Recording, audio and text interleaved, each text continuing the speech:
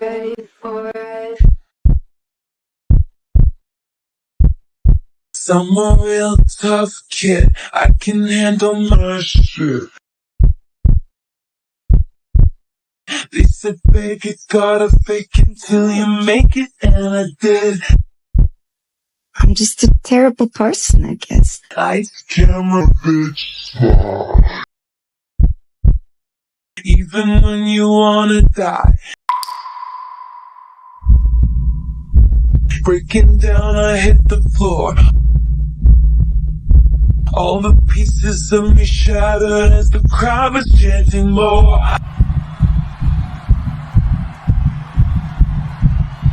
With a broken heart. Who's afraid of little old me?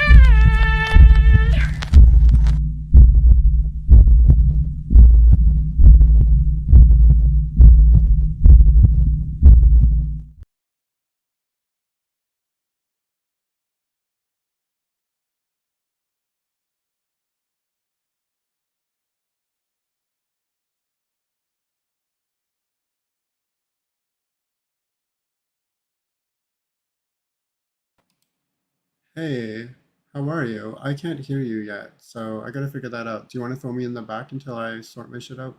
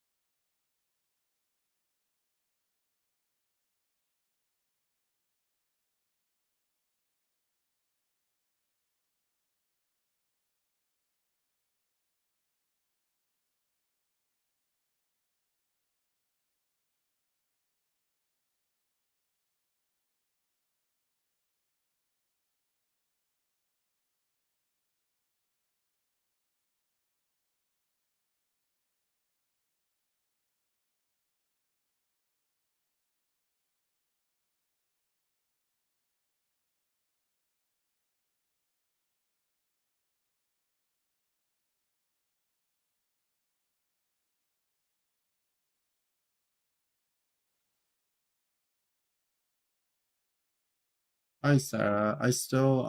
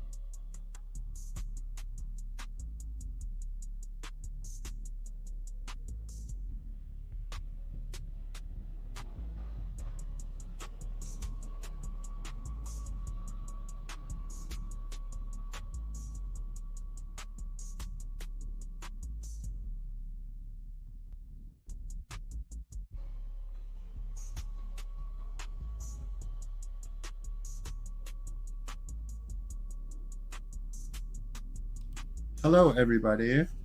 I guess we're having some audio issues. I am...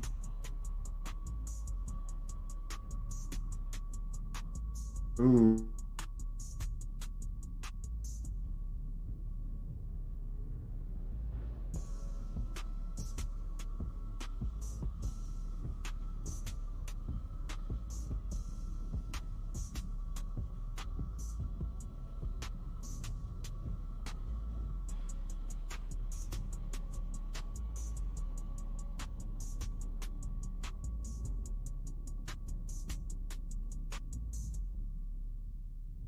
Alrighty, I think I dealt with my echo. I should still be able to hear you on my end. Oh, okay.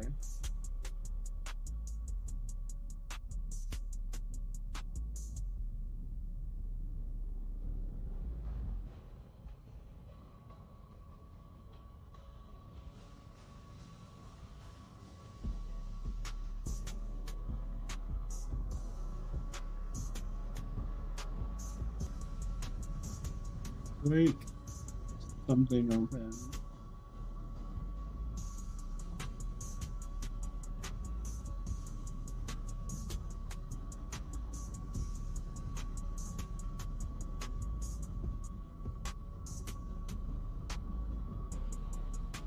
I truly don't... Oh, there it is. I killed my... Okay, I killed my echo. There we go. I'm good. As long as... Once I hear Sarah, then I know we're chilling. Alrighty. We good. Hello. Hopefully we can get Sarah's mic fixed up. But yeah, another wonderful Throwdown Thursday. Happy to be a part of it. Shout out to both chats. Shout out to my chat. Shout out to Sarah's chat. I gotta pull that open actually. But I hope you're all doing really well. And I was just talking to Sarah earlier and her mic was working, so, or not that long ago. It wasn't today though, so maybe for something of that variety. But yeah, let's see who's in the chat. Hold on. We'll do a little roll call here. You hear me now? I can hear you so quietly. Praise baby Jesus. I think because it was on my Discord, I think the mic was feeding into like Discord or something. Yes, that would be the case. You just have to close it completely and you usually I did. That was really freaking annoying. Yeah, I can imagine. And me, I had like 4 windows open for the stream. So it was just a continual echo. Which is compounding it for me. So super funny. So you still had issues too on your end? Yeah, definitely. All right, let me reset myself. Turn my I'm over here like checking buttons and like wires, and I'm like, what the heck? Like, there was no reason for that to not work, but obviously there was.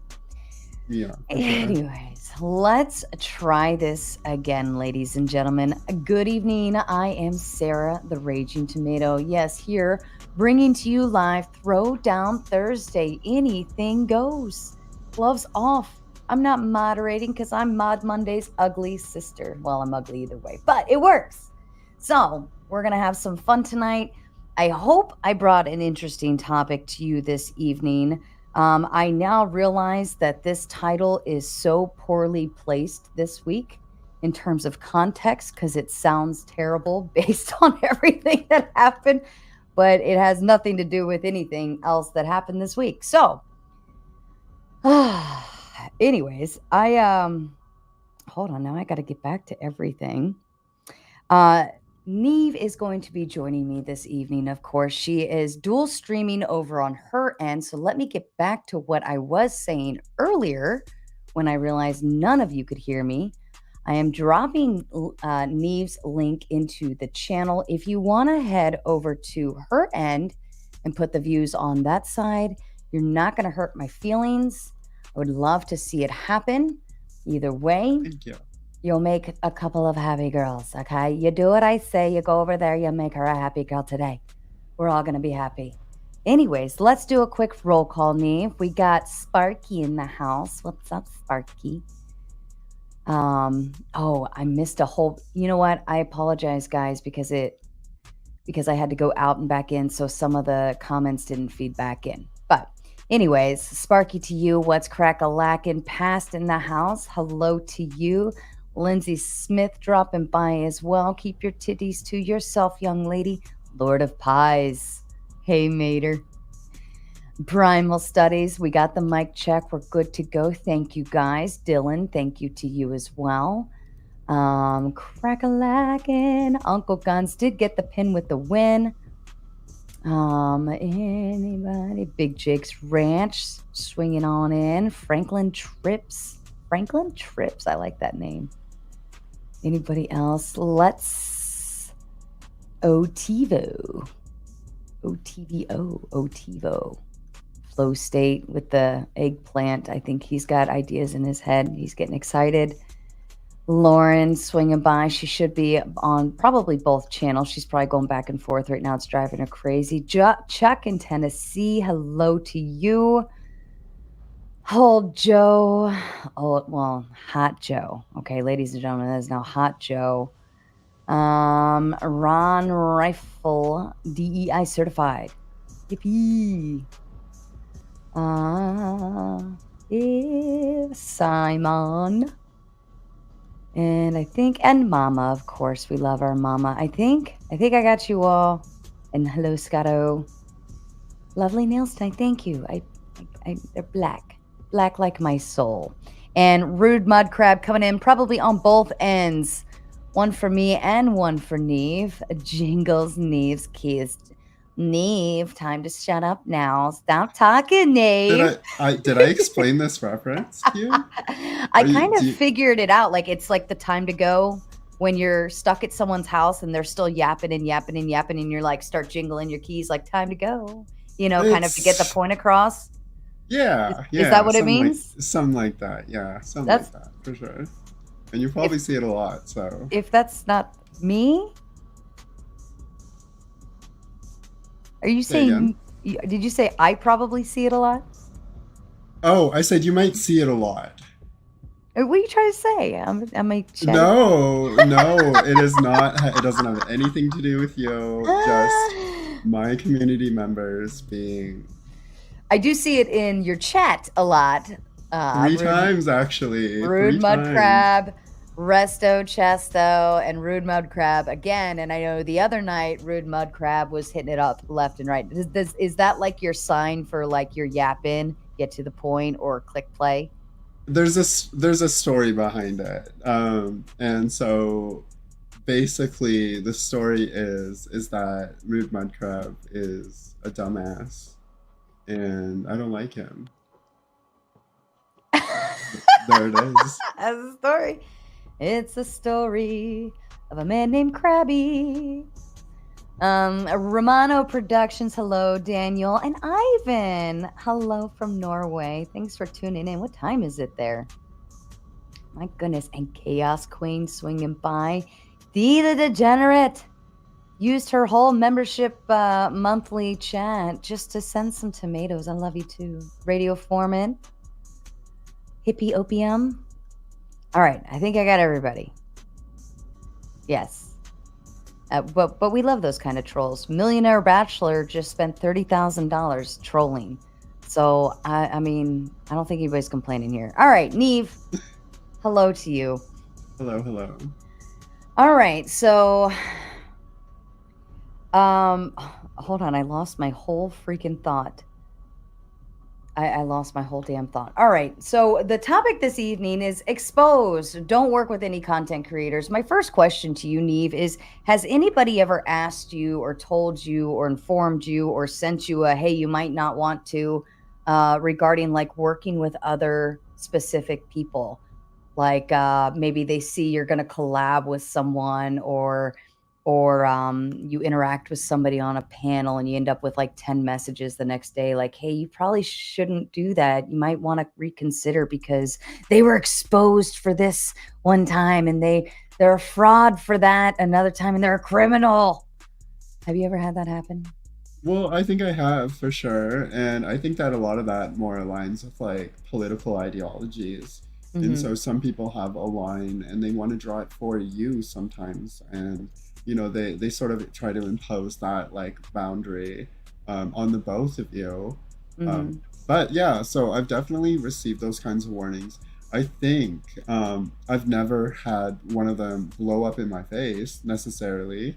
But specifically, I think for panelists in general. So I won't say like full on channel hosts or people who necessarily do their own content, but I think sometimes I'll come into contact with some people on channels or whatever, and yeah, typically I'll get some DMs about this and that, and I'm happy to have that feedback, but ultimately I want to make the choice for myself. So Mm-hmm.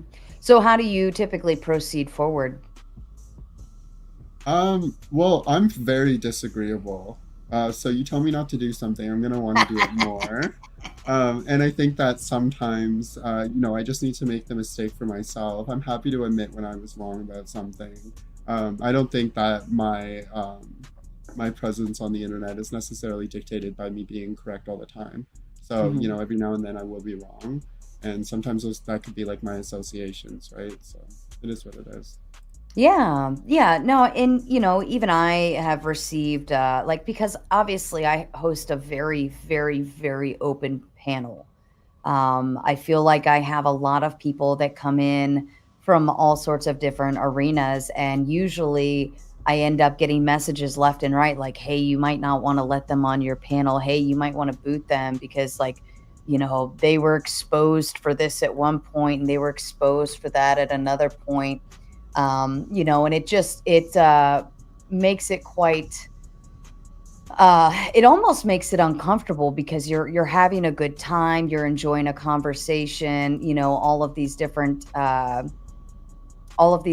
things, and then somebody comes in and kind of like bursts your bubble or tries to throw you off, and it makes it in a way like I was so focused on the conversation and so having a good time, like why'd you have to ruin it?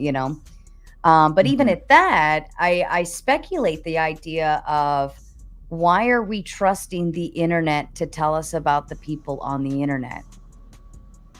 Yeah, it's a bit of a conflict of interest, I think. It really does boil down to like preferences and the sorts of creators that'll kind of like tickle your own ideals, I guess, if they Mhm, don't, or if they do something like ethically, morally that you think is like reprehensible.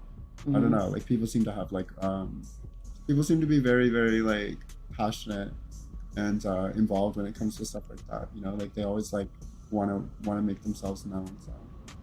So, what do you think would make viewers of your channel or fans of your show, loyal members, things of that nature, so incredibly protective of that concept of who you have on your screen? Do you think it's self-interest, like they don't want to see you have people on your panel, or they don't want to see you collab with certain people because it bothers them, or do you think they're truly like being protective of you? Well, I think, and this is always surprising to people, but, I'm generally like a pretty sympathetic and, like open minded person for the most part. I mean, I'm Mhm, very opinionated, but again, like, usually do the is it, negatively impacting me directly kind of calculation, and then I'll proceed accordingly. Aside from that, I think that it really just kind of boils down to sometimes like people looking at your blind spots. mhm, So it's not every time that that comes up to me where I'm necessarily inclined to like look the other way or feel a particular way about it because, somebody has my best interest in mind. Um, but I think ultimately people have ulterior motives and they have their own reasons for why they think you should and shouldn't, right? So mhm. I think that at the end of the day, like the ability to just kind of say like, thanks, but let's kind of, let me make this mistake for myself, or like maybe you're wrong. Who knows? Mhm. Yeah, Angry Ape says you ban and exclude people left and right. Yes, we do, for good reason. For very good reason. When people harass you and cyberbully you and all of that fun stuff, you have every right to exclude them from your channel. Being in this channel is a privilege, not a right. And so we are allowed to be selective. We are allowed to do these things, for not only our protection, for our brand, for ourselves, for who we are, but also for the purposes uh, of our viewers and chatters who are here to enjoy the show and do things like that. So I think that there's we're allowed to draw lines and make boundaries in that instance. How many people have you banned, Neve? Not a lot. So that's one thing. I think my mods are typically very like laissez-faire or whatever that word means. I think they've been instructed to be more permissible than the alternative. So my ban list is actually not that bad. But I think where I draw the line again just becomes like if you if you take a swing, like at least be funny. And aside from that, like a lot of the antagonizing in chat or from chat, I mean, if it's taking away from the content on screen, then I don't need that. Like, go do that somewhere else. So. Yeah. Not only that, troll accounts are actually that is a TOS like community guidelines kind of standard. You're not allowed to do that, so you should probably not do that. And yeah, very open panel. Do we host open panels? Absolutely, but again, we still have the right to boot on principle, on our principle. So anyways, whoever Angry Ape is, they probably need to settle down out there. Anyways, so in essence, I kind of laughed because I had, if I had number one, if I had $1 for every time somebody told me not to work with specific content creators or do collaborations or host people on my panel or let people in my chat, so on and so forth, because there's some people that they've never even been on panel, but they've certainly been in my chat, and I get messages about people in the chat. Even like, hey, they were in prison, they did bad things. And I'm like, how do I prove this? What is the relevance here almost, right? Right. Like, you're not the moral arbiter of the people who like look at you, like literally, or who are viewing you, right? So, I mean, there's community participation, and I don't think chat really necessarily meets that criteria. Like over time, it will for sure. Like that again is the bulk of where the community interacts. But I think outside of that, like they're not also, it's still relatively inconsequential. And you're not laying a doormat for them. You're not laying the red carpet for them necessarily. They have a link and they click it. So, until you're given a reason otherwise, like what sort of mechanisms are in place for you to just say like, okay, I'll take your word for it and ban a complete stranger? I mean, at least from your point of view, right? It doesn't make any sense. Yeah. And as long as they're, they're still just participating, having a good time, whatever, then like, who am I to decide otherwise? Like, as long as they're not saying creepy stuff or harassing the chat or breaking TOS and things like that, I have no reason to, like, no valid reason on the surface level. And we don't know anybody's past. We don't know anybody's history. You could literally, I could make up an entire backstory just for you, Neve, and tell people that that's exactly true. Like I could make up a story for every single person in chat tonight, and every single one of them would be a terrible one. And you could take my word for it. You could, or you could just use some discernment and kind of see how they interact and what they do and what they say and go from there. Yeah, interesting concept. Definitely. What's the worst? Has there been like one that kind of blew up in your face where you did operate with somebody or collab or end up on a panel and then later you're like, ew, I feel gross, or something to that experience? So I think when I first started covering drama content, I used to kind of cover a lot of speakeasy stuff. And a lot of his enemies, like, like the enemy of your enemy is not your friend. And I think that was really drilled into my head with doing streams and having like 3 to 4 people watching, and then, covering a particular topic and having like 150. Like, I think that's the highest I've ever gotten. And in my mind, I'm thinking, okay, here's a lot of attention. This is really cool. Like, clearly I'm, the intersecting point for a lot of different communities right now. but I had a lot of like, really, like gracious people in my ear saying like, hey, this is cool. Donors are great, but understand that a lot of the people that have kind of made their way here, like they generally don't necessarily conduct themselves in a way that I think would be, that would maybe negatively impact you. And I think that was a good reminder for me to not just, like to be appreciative of that attention and that support in the moment, but also recognizing that's not like, it's not time for us to like team up. Like we all have our own lanes in this. I'm not litigating their particular issues. I'm communicating the problems and the way I see it, right? So that was a really big one, I think. And knowing, just getting more context down the road, I kind of like recognized that it was actually like a really good thing. So, yeah. Have any of them like turned out to be okay? Like it wasn't true, or somebody told, like, warned you about somebody, and then it was like it turned out it was all just some crazy person just telling you things? Or yeah, definitely. I think like Team Fatty is a really good example. I think that a lot of people have really painted him in a particular light. And I feel like my estimation of the person he is fine. Like it's like, I don't particularly see him as like a malicious actor. He says dumb things sometimes. He maybe conducts himself in a way that I don't necessarily agree with 90% of the time. But I think in like the one-to-one interactions, like he's never blatantly disrespectful to me. Like he humanizes me, my existence, whatever.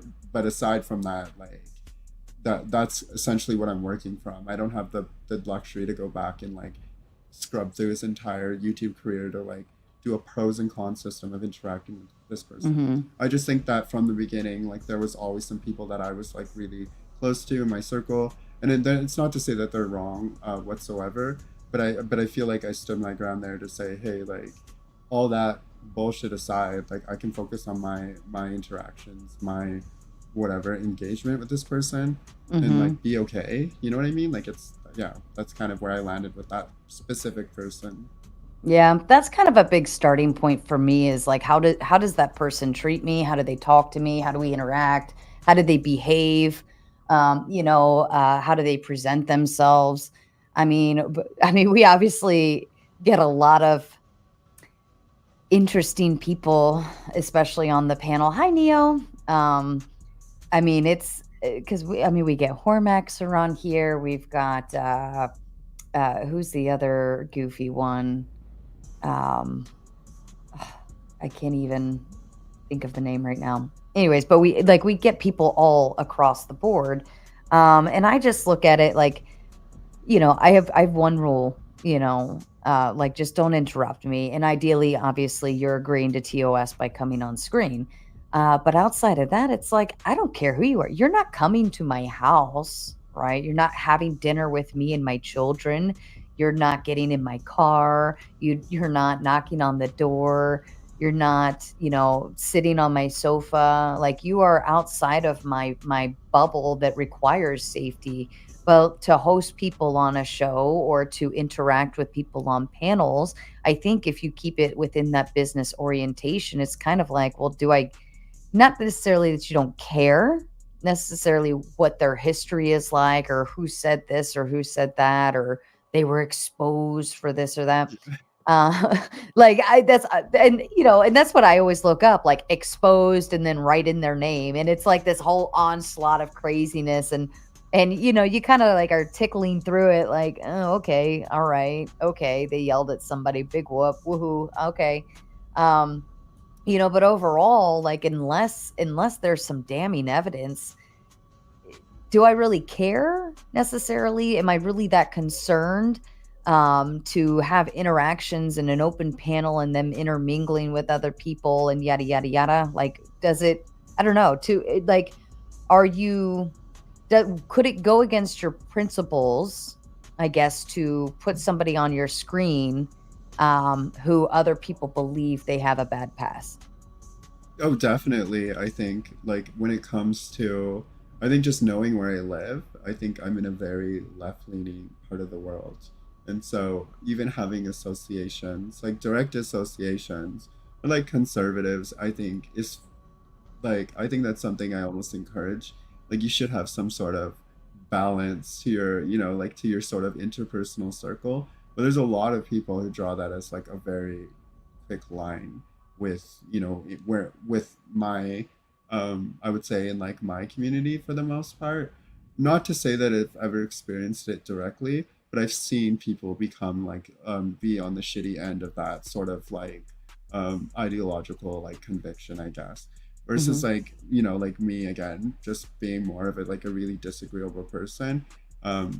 I kind of just kind of like I don't know, I see the world in a more nuanced way than like red blue. So I'm not inclined to really act on those things. But yeah, I think having like people of a particular ideology, especially if it's pronounced, I think in my particular, like on my channel or being featured on my channel. Yeah, I think sometimes I think like, is there going to be consequences for this? But Hmm. ultimately, I know it's not ever a full endorsement or anything like that. It just kind of is like, Hmm. and like even for me, I'm not even really politically driven. I have been in my life, but I don't care. Like it's kind of like don't talk about politics at the dinner table, and that dinner table is like, metaphorically speaking, it's a lot of other places. Do you know what I'm saying? Like it's just it doesn't, it's irrelevant. So like 90% of the time, what somebody believes, I guess. So. Yeah, so I think of it like it's Thanksgiving dinner, except you're not related to any of these people, but they all like to claim relations to you as if you are related to them, almost like a sense of ownership. Because we all sit at the same table, therefore we are family, and therefore you should listen to what I say, or therefore you should recognize that we have your protection, or whatever, like whatever these things are. And I think that um, our viewers, our chatters, other panelists that we regularly operate with always have the best interest. And these are all the people that are sitting at that Thanksgiving dinner per se. And whether you all have the same ideologies, whether you have completely different ones, like there's always going to be a new person that sits at the table that you're going to scope out and see what they're all about and whether you agree, disagree, so on and so forth. But I don't think we should necessarily chastise different conversations with different people. To me, I think it keeps it healthy, keeps it balanced. It's Definitely. almost yeah, it's almost like a checks and balance of your ideologies in a sense. True, it is true. I mean, it's nice to. I think when you're in a bit of an echo chamber, I've definitely been in there, been Hmm. in one of them before in my lifetime, and I feel like everything said is just like an affirmation or just to reinforce like some form of feel good hope for Hmm. some sort of like lofty goal. So and I think everyone is kind of a victim of that sort of circumstance if you're somebody who will never venture out. I felt that characterization I think was important to me because I have always felt like when you get into that situation, that's when I'm the least content. I think I feel like I get bored. I feel like like this can't be all there is, so. Hmm. Yeah, and I think that maybe that's what happens when you bring an outsider in to your community, to your space, to your viewers. Maybe that's why they get a little bent out of shape because they are hearing something different. You think? Yeah, maybe. I think so. But again, if people are just going to attach their own like individual feelings to the situation, right? Like, and you can expect that, but you don't have to act on that, Hmm. for sure. How could you, like, what could a person do? I guess as a channel. So I feel like I'm like asking you for advice. But You're good. what could a person do as a channel host or something to kind of integrate their viewers or chatters into the idea of being more open to other ideologies or people who completely sit in a different realm or wheelhouse or um, you know What could you I do? think just like obviously leading the charge in that regard, like having the like platforming someone and humanizing the situation or the circumstance, because I think in it's so easy to caricature what you don't like about the world, but I think that you can really just humanize a lot of the nuance in the world by really just being there. um and like I don't know, it's not about asserting your it's not about entitlement, or you're asserting your position in a space. It's really just about like being there and Mm-hmm. proving people wrong by just communicating honestly. Mm-hmm. It doesn't even, it's not even necessarily a chip on your shoulder. It just kind of is like you know Yeah, that's different. Um, in term, I mean, because sometimes I think you could see some channel hosts I've seen will have somebody that's completely from the outside coming in, and then when they come in, they are like the chatters maybe don't like them or something to that degree.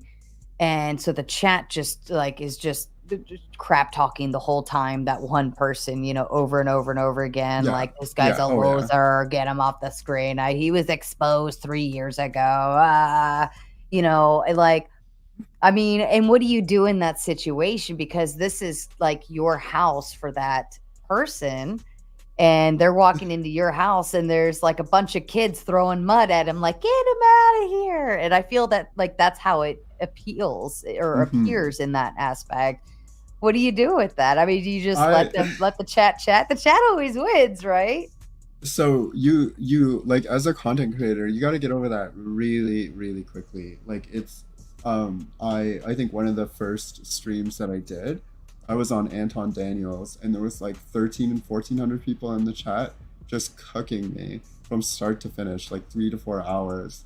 And I was naive. I didn't really know the vibe or the norms of any particular situation. So I did a lot, like I spent a lot of time like reading chat, and I did find humor in some of it, but for the most part, I think it was really just kind of um, like bad on my mental health. But as you've kind of like hardened over time, you start Yeah. to actually kind of see it as motivation. It feels like more of a powerful thing, really, that you've captured these people's like attention so much. Like anytime, even when people take the time to like hate, there's still something. They're still conveying a degree of significance to you. You know what I Mm-hmm. mean? Like they're still attributing that to you. So in my mind, like when I go to other panels and I'm getting cooked in the chat, like that just motivates me to act more, like just to do more of what they don't like, to be honest. That And I makes have a lot sense. of fun with that. Like I really do. To So like troll the trolls. yeah, yeah, for sure. I mean, it's like you're never breathing life into any one chatter, but if there's like a collective narrative or a collective understanding that sometimes emerges, right? I Hmm. think that for me is a lot of fun. Again, when you see a lot of hate, I think that's motivating for me. Yeah, it is But fun. I mean, that's a chat position. I don't think I've ever been in a chat that that there wasn't like an entire um I don't know. Well, I mean, I've been in some nice chats. I will say, I've been in some nice, kind chats, but then I haven't.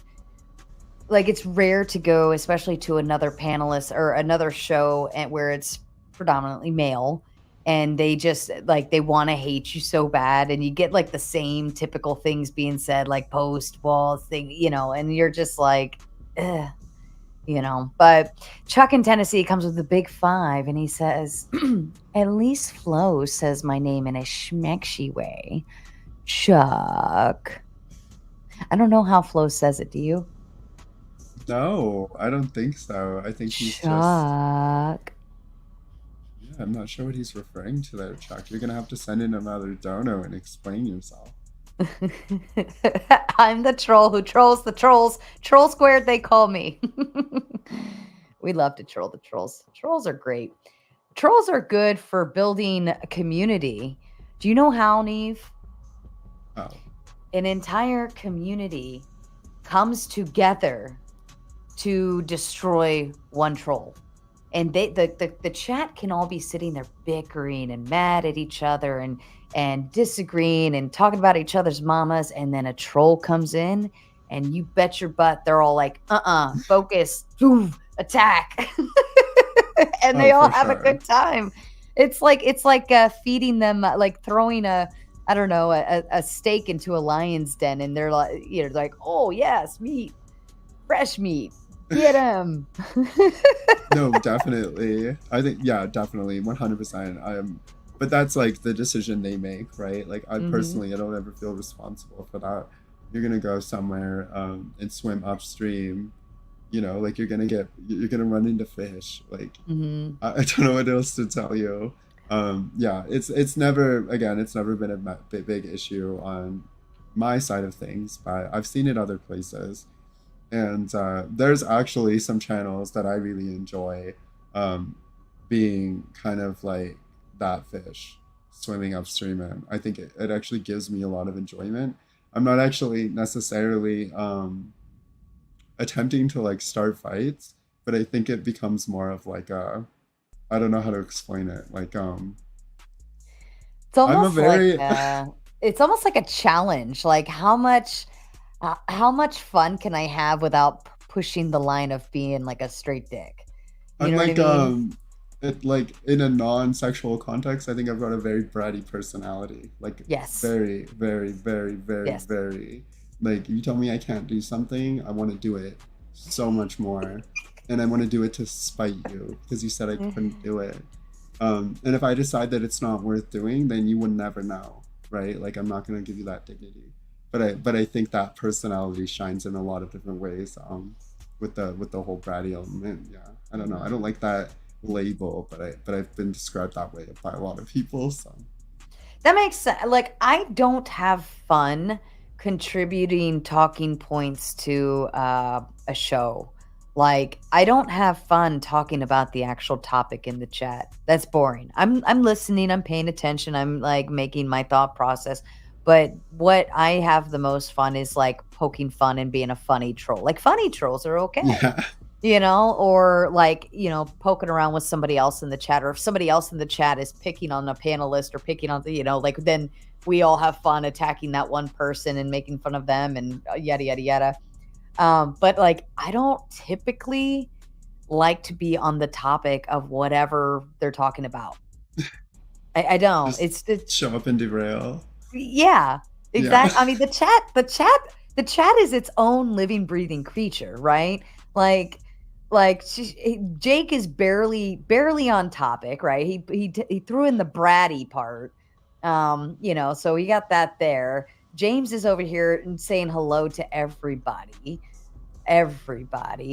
Lindsay's talking about being an agent or not to give away our secrets or something. Daniel's talking to generally specific. Canadian's always in his own little world. Nobody has any idea what JAC's talking about. Lord of Pies is probably in here yelling more, more people, which that gets fun. I enjoy that. Hanky Spanky is on his own thing. Good to see you. He's got his own welcome wagon in there. Like the chat, just I love the chat. If I could live in the chat, that's where I would be all the time, just doing random, odd, weird stuff. See, here we go. well, sometimes like I think I need a particular mood to want to actually actively chat from the chat, right? Because I think it's like when I watch when I watch other people, I don't ever necessarily want them to know I'm watching, and if I do, I just only to let them know that I like care enough to support, right? Like you're liking, but a lot of the times I'm supporting and you just won't even know. So like I'll just have something on in the background while I'm doing something, like playing a game or whatever. But if I'm chatting, then I'm enjoying what's going on the screen as well. I think that's pretty active. But I actually, this is weird, but I actually get a little bit of social anxiety when I get added in chats, when I'm actively in the chat. Really? Yeah, oh yeah. I don't know why. It's really weird. It just feels like, I don't know how to explain it. Like there's really no, I think I'm reading into it a little too much. It's generally positive attention, right? It always is. But then there's like, I don't know. I like maybe I'm uncomfortable with compliments or something. so that engagement feels like again, like somebody's giving you, attributing Does it significance to you when does you it go into a chat and multiple people kind of at you. does it feel fake? Um, I think it's just like there's a reciprocal element of it that I think makes me uncomfortable, but that's just as a result of like the sort of energy that it takes for me to so for example, like when I'm chatting, when I'm not on a panel, or doing my own content, I'm either working, and when I come home, I'm too tired to do both things, right? Like I can't stream, I can't go on panels, and so if I decide to pop up in a chat just to say hello, it's usually because I'm like drained and I'm like just watching. I want to know the person, want the person to know I'm supporting them.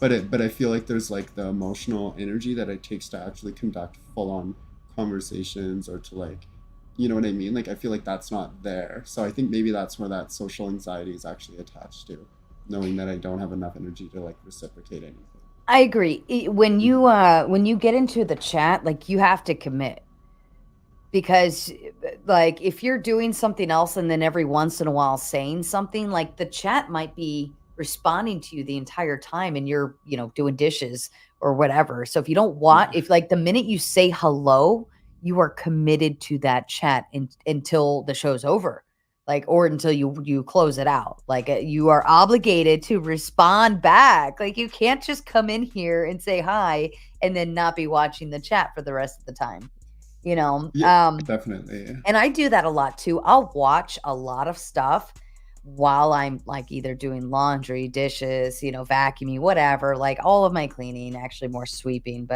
um like the uh I don't want to say anything in chat only because I don't want to feel obligated to respond to anybody later. Right? Yeah, If they start talking to you like, "Oh, hey Sarah, where was such and such, or who's the, I don't know, whatever."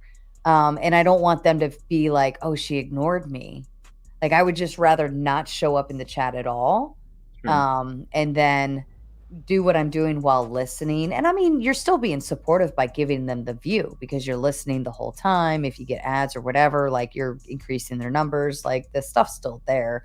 Um, but I get it though. It's hard to like commit to a chat, and then if you do, it's like you have to just and the only time you are going to commit is if you actually want to like run uh I don't know, like are you enjoying the chat? Are you having fun? Are you doing like your funny little troll things? Are you making fun of people? Whatever, whatever. Yeah, yeah, definitely.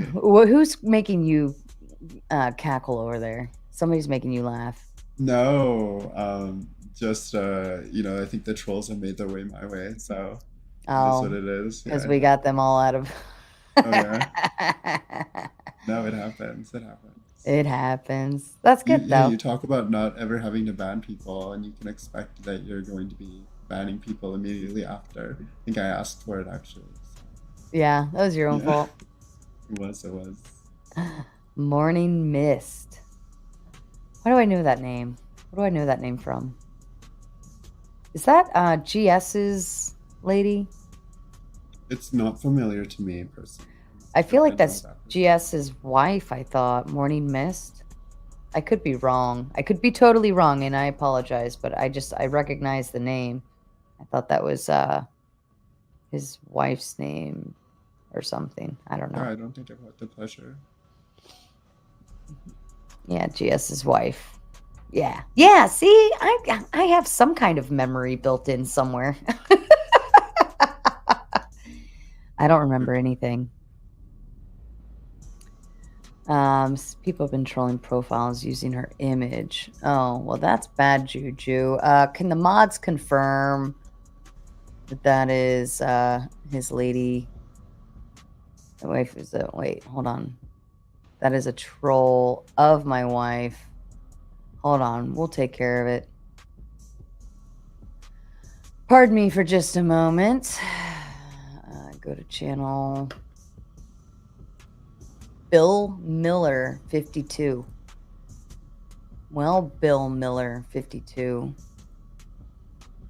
Well, wait, let me confirm that that's really GS saying that too. See, this is the kind of shit we have to deal with, guys.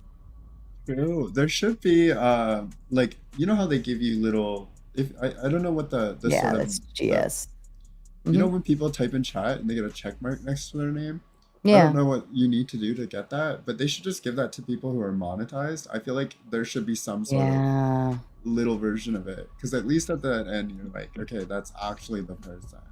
And then Right. trolls kind of lose a little bit of the air in their win in their sails, Yeah. but yeah, that is like really that's a weird consideration.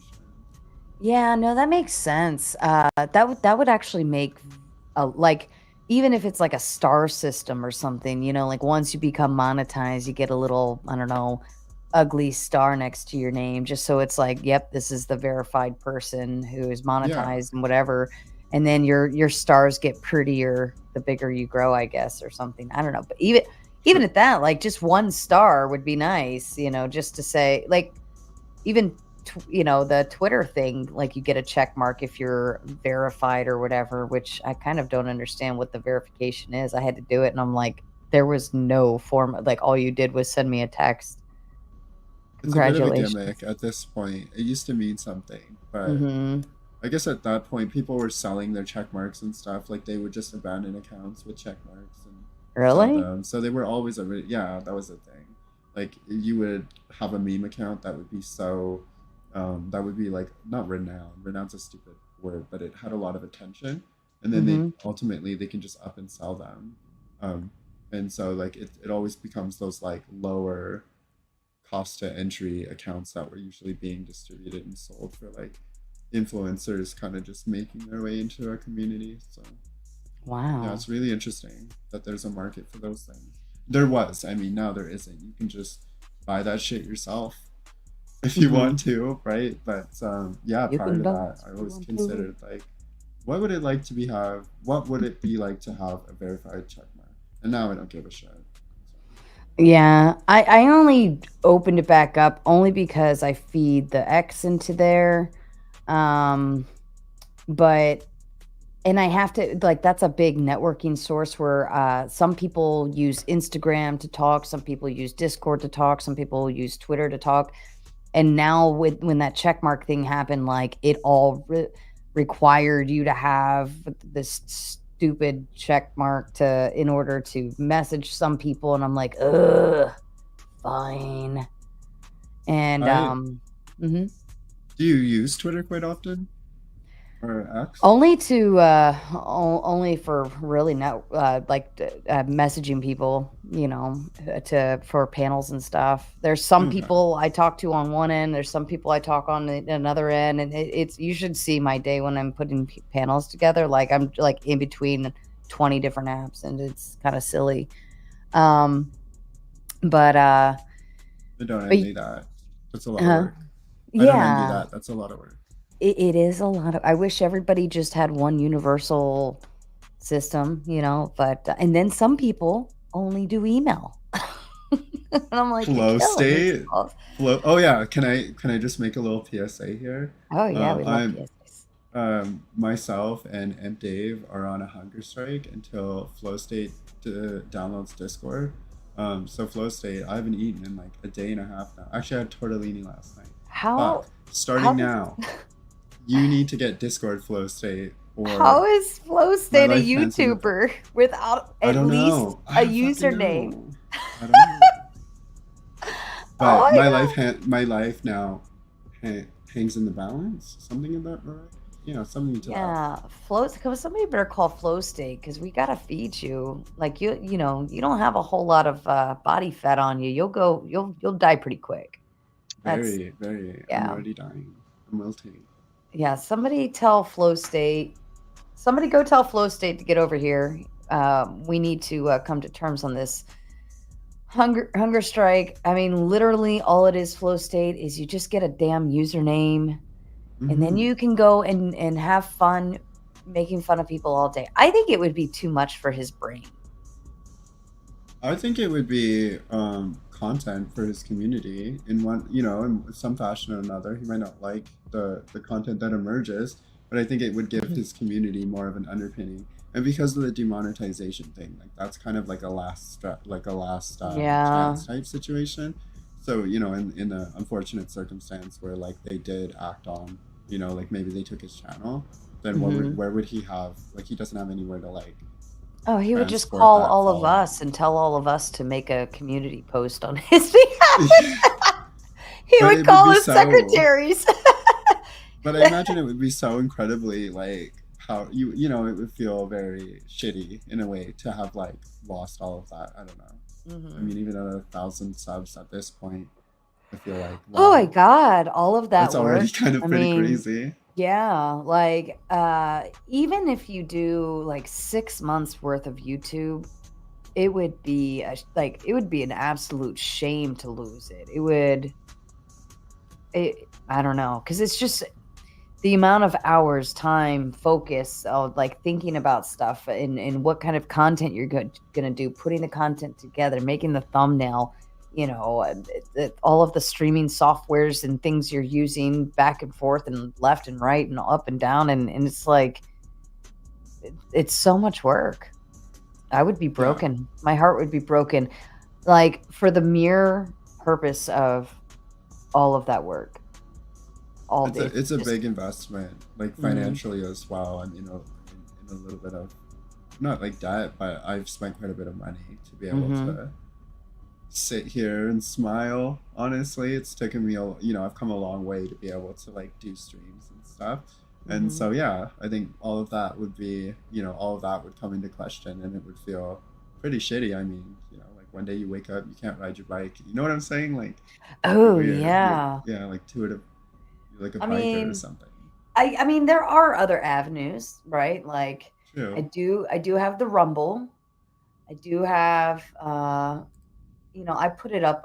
I always post it up on. Oh, there's actually people watching on Rumble tonight. Holy crap! Oh wow! I never like advertise that we're on Rumble, so like I just kind of leave that there as kind of it's the backup plan. Hi Rumble. How many viewers? Like 5. Oh, there were 6. Somebody left. That's pretty good. Yeah. I'm not giving that any type of focus or attention. It's just I just add it on to the StreamYard so that it'll go over there. But outside of that, I don't have it. I don't like their dashboard at all. I don't like how it operates. It's really kind of hard to navigate and very, not confusing, but annoying. It's incredibly not at all. Not from a streamer's position, and definitely not from a viewer's position. Like every once in a while I have to go watch a show on Rumble, and it's like the most annoying thing in the world because the app sucks, the web browser sucks, like it's How do you feel about streaming on Insta? Because like I follow you on Insta, and the thing that I hate about it is that it announces your presence. Like I don't like that. When I as a chatter, I love that. I think that it's amazing from the content creator down. Over myself, like when you're just viewing and stuff, and it like tells you so and so is here. Like I don't. It's nice in practice, I guess, but I think I just want to be able to like lurk, hide in the bushes. Give me the option, and then I would be, maybe there's like not incognito, like that seems like more of a different solution to a different problem, but more of like a baseball cap and some glasses or something. Help me out here. I want to hide in the bushes and watch from afar. Yeah. I mean, I like it, and most people, here's what I noticed: they'll show up over there, and then they immediately come over here and show up in the chat. So honestly, I utilize Insta as like a their own personal notification bar. Like, oh, Sarah's live, and they pop it up, and I don't know if maybe they kind of scope it out and see like, oh, what's the topic tonight, what's going on, and then come over. But they usually end up in the chat over here. Yeah, definitely. Yeah, but it never ends up with long-term live viewers. Like it'll be maybe like a one person watching for a little bit, but it's never that's definitely not a platform I would ever be able to But I think because they all know to come over here, maybe. So maybe that's why Definitely. they don't stay over there. And then X, like, I think it's like a view count. Oops. I think Sorry, guys. that's okay. I think it's more of like a view count, and I don't know if they're staying or they're interacting or if they're like just swiping by. I don't know how it works, but it's just it starts tallying them up and it adds it to the main count. But I don't know if those people are still watching or what it does. So who knows? Oh, we do have hold up. Somebody is finally ice cold sausage. That's coming over from Rumble. Oh, shout out to the prawn sauce. Is prawn here?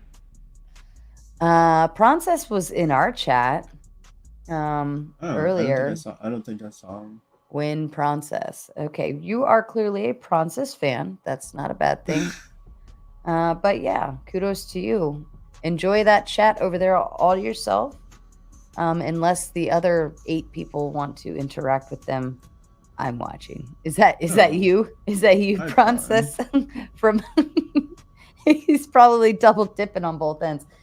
But I don't know. It's different. The ladies and gentlemen, the panel is open. The link is pinned, so feel free to help yourself. Open panel dumpster fire. It is throwdown. It is throwdown Thursday. You got Rumble viewers. I don't know. I guess they like you. That's what they're saying. They like you. And you can't even amalgamate your chats, right? Like, there's no way for them to see what other people are saying, right? There's no way for. Well, there is a way, but I don't think you're utilizing anything. You mean So, like, how YouTube chat, Insta, like throw it all. Oh, yeah. So we can see the Rumble and the YouTube, but they can't see each other. So their chat all feeds into here, but they can't see each other. Okay. Is that cool. Did somebody say free candy? Is that generally specific over there now? Now generally specific is over there watching. That's interesting. So if I never advertised it because I hate Rumble, but and I only put Mod Monday and the Thursday Throwdown on Rumble. Sip and Stream and Sleepy Tomato don't go on there. So okay. Yeah. So thanks, generally specific. All right. Spicoli is backstage. Here we go. Do you have your air ready? Should I go to the bathroom first? Yeah, Maybe. let me give Yeah, I should. Let me entertain the crowd. Spicoli, give me just a minute. I'll be right back. Entertain the crowd. Well, hello chatters. How is everybody doing? I've seen quite a few content creators in chat, and the panel is quite empty right now. So I'm expecting every single one of you to hit that link right now and to come up and say something. I don't know what you can say. You don't have to say anything necessarily important, but you should come up and say hello. I don't bite. Depends, okay? It depends. But vibes are good, okay? Hi, Ivan. How are you? Nice to meet you. Hi, Sarah's chat. Hello, hello, hello. A lot of familiar faces, and always nice to see the recurring viewers. We always love ya. But yeah, I'm hoping that we click that link pretty quick here, and we get some people up here, so I don't have to monologue by myself. We're gonna see some keys in the chat soon here, so hopefully soon. But yeah, I think we're approaching Halloween here pretty quick in a couple of weeks, and I need a costume, guys. I need your help. Everybody help me. Okay, well, do you like to be scary or slutty or boring? Like boring, like cute? Novel. Like I went as Jason Coney one year. Oh? Never mind. Like like goofy. I like to be goofy. Like I think it's an opportunity to like showcase my humor without having to say anything. So it would be funny. Like it would have to be like funny or ironic, but ultimately, not a lot of like makeup or a lot of, you know what I'm saying? Like I'll I wear like an went M&M suit or something. I Like went as a fucking roll of whatever. duct tape one year. That's a really good one. Like I like the That's cute. literal context, you know, where you like I literally took a roll of duct tape and I was one roll of duct tape. And it was the easiest costume I ever did. I just wore like a little tube top like a little mini tube top shirt and then some black leggings and then I just put duct tape around myself. It was easy. I could go as a roll of toilet paper this year if I want. Have you ever gone to an ABC party? No. It is it's supposed to be like anything but clothes, and you're supposed to just kind of like make your own clothes, and Out people of what? out of whatever the fuck you want. I've seen some pretty wild ones. Like there's like bags of mulch, and they're pretty big, and I've seen guys like wear those, like put their whole hands in there. Girls show up in like duct tape dresses made out of garbage bags. It's fucking cool. Garbage bag. I'd be a garbage bag. That'd be easy. I saw a friend Hey, make an w- entire shirt out of duct tape. It was hey, aggressive. lady. Hello. Would Hi. either one of you ever go to a Diddy freak off party? Probably not. No, I'm good. I think I'm allergic to baby oil. I've got sensitive You skin. got the baby oil right there. On deck. On deck. I'm more of an Avena person myself, actually. So, yeah. You guys actually know why he had all that baby oil, don't you? You actually know what that baby oil was? They were doing a slip and slide, right? Down a big hill? Well, from my understanding from very good sources, that baby oil was not baby oil. A lot of it was filled with GHB, that date rape drug, and basically. Do you have to always say the words that way, Carrie? Okay. Let me just put it this way. GHB doesn't have to be ingested. If it's just mixed in with, if it's just rubbed onto your skin, it can have an effect too. It'll absorb through your bloodstream. So all this baby oil, half of that was filled with drugs and stuff. Anyway, I want to make a point here. Nev, I want to show the dichotomy between someone like Nev and someone like Melanie. For instance, I look at Nev, and I didn't even recognize Nev when I first came on. I actually thought Nev looked so good, I thought it was a different woman. So in other words, Nev, you 100% pass, whereas Melanie 100% does not pass. So my point here is that there's two types of transgender people. You have the type that pass like Nev, where I could really never tell unless I got her naked. She does a great job of passing. And then you have the type like Melanie that does a terrible job of passing and comes across more like a transvestite or a crossdresser. And I'm just being honest about it. And I'm complimenting Nev. And, you know, like if I met Nev in a club or bar and I didn't know she had male genitalia, I would probably go up to Nev and strike up a conversation and maybe even try to get her number. And, you know, like I'm attracted to Nev because Nev passes. And my point is this before I leave. If you folks are going to be transgender and all this, do your thing. I have nothing against it. I think it's beautiful. I'm a big fan of, you know, this. But the key here is you must be able to pass, in my opinion. For instance, there's a lot of transgender people who wear dresses like Nev, dress up like women like Nev, but then they walk around with fucking beards. You know what I'm saying? So my question is this. It's to Nev, and you can answer it too. Nev, as a transgender person that actually goes about trying to pass and, you know, actually look like a woman. What is your opinion on some of these transgender people who dress up like women and stuff, but they're walking around with full beards and they look like guys? I'm just curious what your opinion is on that, because to me it's very confusing. Can you give me your opinion on those type of transgender people? Because they're not like you. What's your opinion? Well, first thing I'm gonna say is that I don't think you have to put down someone else to compliment me, Spicoli, but I No, I'm not appreciate the putting them gesture down. I'm just nonetheless. making an observation. But go on. Continuing, no, I'm to answer your question though. I think that most trans people understand the burden of like just going to like the grocery store and like doing something really mundane and insignificant. And so like you have to have a degree of self-awareness to recognize that like most of the time that attention is really unwanted. And there are obviously things that you can do to like mitigate that attention. But if you are somebody who doesn't share that burden of wanting to mitigate that attention, then I don't necessarily know how to reconcile that with myself, because I don't go places attempting to be like the center of the room.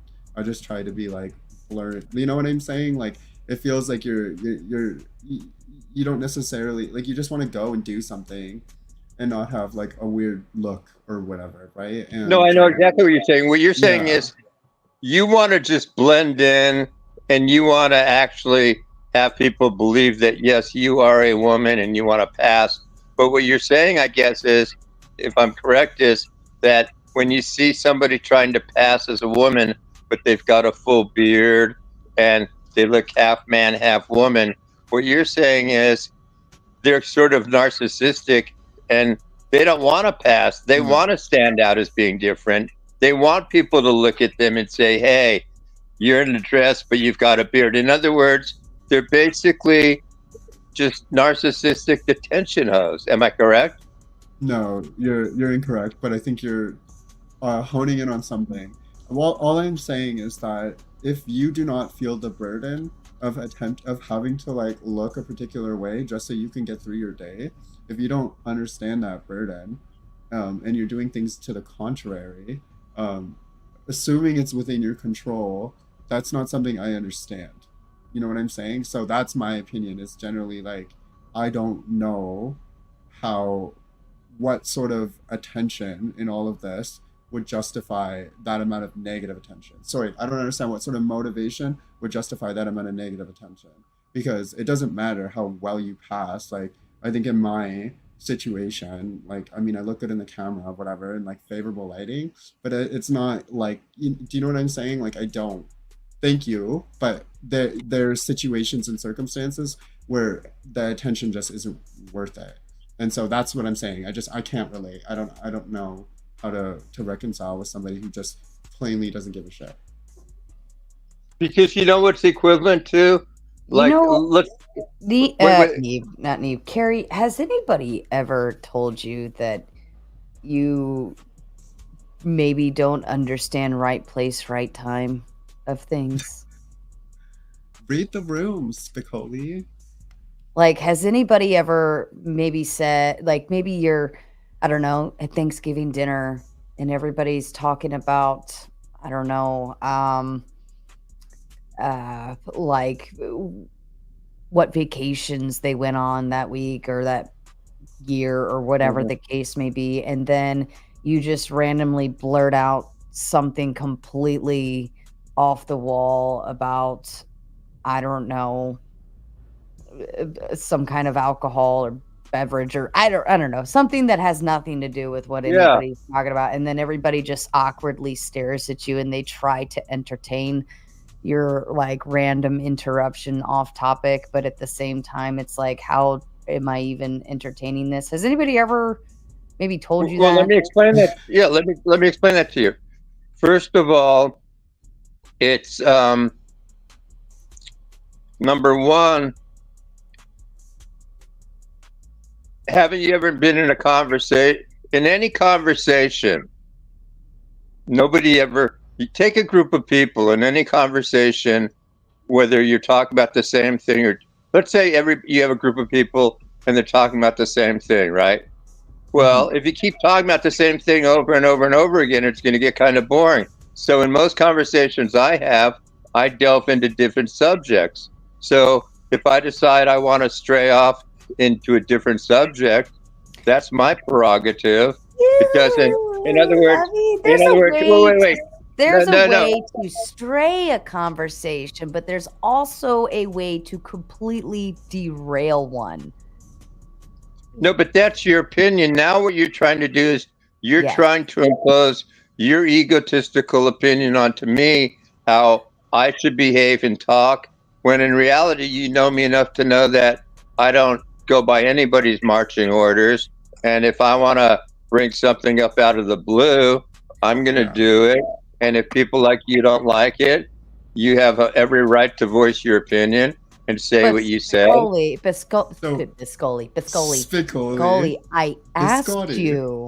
I asked you if anybody's ever told you that. I didn't tell you you couldn't, but I asked you if you understood that people like see this or observe this thing that you do. First of all, you're assuming I do it in every conversation I have. Typically, I don't derail conversations. In this case, I came on and I decided to make a point that was different than what you guys were talking about. So, in other words, isn't it my prerogative and my free speech to come on here? In other words, if you're talking about football and I want to come up here and talk about baseball, and you tell me I shouldn't be talking about baseball because I'm derailing the conversation, that's a you problem. That's your ego trying to tell me that, hey, Spicoli, you're not allowed to talk about what you want to talk about. So did it's I really say you're not allowed? It's or a control did I? Or thing I'm on your simply. part. Oh Lord! Wait, or am I wait. simply implying that it's typically considered rude to interrupt an entire topic? In your opinion, it's rude. To shift topic to something completely off the. No, it's not really rude. It's rude is me. You always bring it back to sex. It always comes back to something sexual with you. It cannot be anything other than a sex-driven conversation. I've talked to you enough times that if you talk for more than about a minute, it's going to come back to something about sex. It just is what it is. I don't hate you for it, but you talked about people always having the same conversations about stuff. Conversations with you always come back to sex. It just does. No, not and that's always. Okay. Not always. It's either shroom or sex. Those are your two topics. I agree with Primal, but I think what's important to point out... On these type of shows it is, because these are not the most intellectually stimulating shows in the world. So they're kind of shallow based, just the fact that they're on the internet. So of course I'm going to talk about shallow things like fucking and stuff like that. In my private life, I very rarely talk about sex. I talk about more in-depth things like politics, just filmmaking, just other things, music. So why don't you talk about those on here sometime? Yeah. Why because does it the thing gotta whittle its way into. Well, because if nothing against you, I know you guys are intelligent, but if I started talking in depth about like really complex subjects, I know Flo would understand me, Sarah might, and Neb might. Why don't you tie it back to the topic? Hey, I work in the film industry, and people in the film industry don't seem like they can ever work together either. This was something I saw there. It's a parallel to the conversation you're having. If you think people are dumb, then break it down to them like they're 6 years old, because if you're really good at teaching or talking about a subject, then you can explain it to a 10-year-old. Yeah, but it's not my... First of all, I'm not a filmmaking teacher. And basically, you got to look at it this way. I come on here for entertainment purposes. So what is more entertaining than talking about vajayjay, people passing and stuff like that? Do you think I want to come on here, Flo, and talk about the universe and God and spirituality and Flo, you also forgot to I'm not Flo, dude. I know, he keeps saying it. He doesn't even know who he's talking to. How many bags of shrooms did you have before you came on? I'm not Flow State. I know it's I know I got a backwards hat, but you know. I know. Sorry, Primal. I'm sorry. I don't know why you kind of look like Flo. I don't know. Hold on, just a second. Let me voice confirm. Imperious, is that you? Oh, come on, you know it's me. Well, I'm making sure you don't have a. There is nobody would dare to take my name on other than me. Come on. Yeah, they wouldn't want it, would they? All right. No, I'm the angel of death. What are you talking about? Imperious, how are you doing? Spicoli, you give me a headache. Primal, I'm sorry. Primal, I have a question. I knew you were Primal, but Primal, you do look like Flow State a little. Spicoli, hold on. But my name is right below me. Like if we just read the title at the bottom, it's right there. It's right. Hold on, right there. It was right there. If we just read, we got to open our eyes. We got to read. There we go. I don't know. No. We can't use flow studies. That's too far. That's like going back in the Spicoli conversation direction. I ate 8 grams of shrooms yesterday, so come me some slack. Say I'm not surprised. It sounds like some fentanyl as well, but no, I don't do try fentanyl. to keep specific words out. YouTube doesn't like it. Wait, you can't use that word either? What the heck's going on here? Be creative, okay? My God. I just had a question for Primal, but so what if you don't want to? I told you guys Melanie doesn't pass. Look at her; she looks like a goddamn Furby. Yeah, he's got me there. So you know. Is that a troon? Oh my goodness! Wait, what's a troon? You're a troon. So a trans person. Yeah. Is that like too many syllables for you or something? No, I just don't believe there's actual trans people. Oh, I don't either. Cool. Spicoli, stop! You're giving me a headache. That's like your opinion, man. But was I right? Melanie does not pass. Look at Melanie compared to Nev. Nev passes as a woman. Does Melanie pass as a woman the way she looks right now? No. So I made a valid point. But the real question is, do I pass as a fox Furby? And the answer is yes. Well, do you want to pass as a fox Furby? I mean, when I'm online, yeah. Wait, guys, Jesus, Sarah, what the hell do you have going on here? You have Spicoli and this thing on the same panel. What the hell is going on here? Wait, guys, can you see why? Hold on a second. Can you see why Melanie wants to show kids porno? I'm going to turn your timer on. But this is exactly what I was talking about. Like this panel gets full of people from all over the place. Like we're left, right, front, center, up, down, over and around. And that's what I love about it. That you're gonna have Pormaxer on here in a few seconds if you keep this up. If you say his name 3 times, he will show up. Yeah, Pormaxer. All right, Carrie. Every time you say that name, I get a shiver down my spine. But yeah. Pormaxer got banned. Pormaxer is not on YouTube anymore. He's banned. I know. Since when?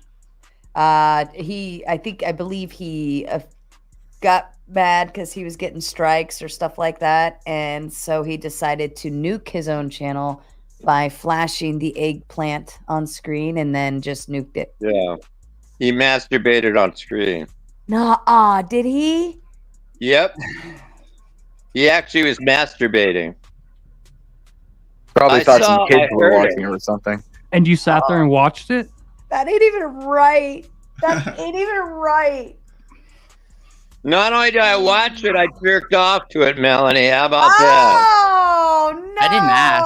Carrie. Can you keep that to yourself, please? Oh, you got to mute him for 5 minutes. Can you mute him for 5 minutes, please? Somebody timestamp that for me. 5 minutes, mute him, please. That's too much. I can't deal with that. Like I'm having a good night. I'm buzzed. My Dodgers are going to win. I don't need that, okay? Like that's too much for tonight. But anyways, Primal, I had a question. So what if you don't want to teach somebody? You just want to break their spirit, their mentality, their entire paradigm of reality, and then form them and remold them to what you want. Hells yeah, that's what I'm here for. I'm as opposed to what, teaching them, like Yeah. in what situation? I guess I'm in all situations. I mean, I guess sometimes that could be good, sometimes that could be bad. I guess it depends on the situation. If it's necessary Do you think or that not. we have too much voice right now, Mr. Primal? Do we have too much voice? No, No, because choice, not voice. I'm sorry. Do we have too much choice in just like how we live our lives and what we're able to do? Yeah. Do you think that I'm a stern believer that too many choices is just as bad as no choice. I think for certain people, they can't handle the quote unquote freedom of choice. They almost get like spoiled for choice and they can't do the right thing with it. I think other people, they're very capable of making good choices on their own accord, given the ultimate freedom. But I think that's definitely the exception and not the rule. Is a lot of people, they need direction in their life and they're not able to self-direct, I guess, generally speaking. Yeah, so would you agree that, like, because rules and laws are made for the in general lowest common denominator, you have to encompass the most people within a law or within the governance of a law. Sure. Would you think that we should have more restrictions on rights in general? Like, so no, because I'm like foundationally pretty much on the scope of, and then you can make an argument for it. Well, where is the line of like, are people impacting other people's lives? I'm kind of the stance of, hey dude, you go over there and do your own shit. And as long as it's not negatively impacting me, I don't really care. But if it starts negatively impacting me, then I get pissed about it. So that's where I want people to have the ultimate freedom, but also that comes with the cost of bad shit's going to happen at times. And Can I make a quick point? Imperial is right. For instance, if you go into an ice cream place like Baskin Robbins and they have 30, 40 flavors of ice cream, it's going to take you forever to figure out what you want to eat. But if you walk into an ice cream store and they only have chocolate, vanilla, and strawberry, then you're going to make a decision a lot quicker if you have 3 choices versus if you have 50 choices. Is that what you're saying, imperialist? Well, in kind of an overarching, yeah, but it goes much deeper than that. Yeah, well, it goes into the fact that you want to, in general, but it goes deeper than that. In that you need to have a proactive form of governance and not a reactive. No, and the problem is once you have a population to a certain size, the concept of rights, privileges, things like that become too burdensome for the society that you're trying to maintain.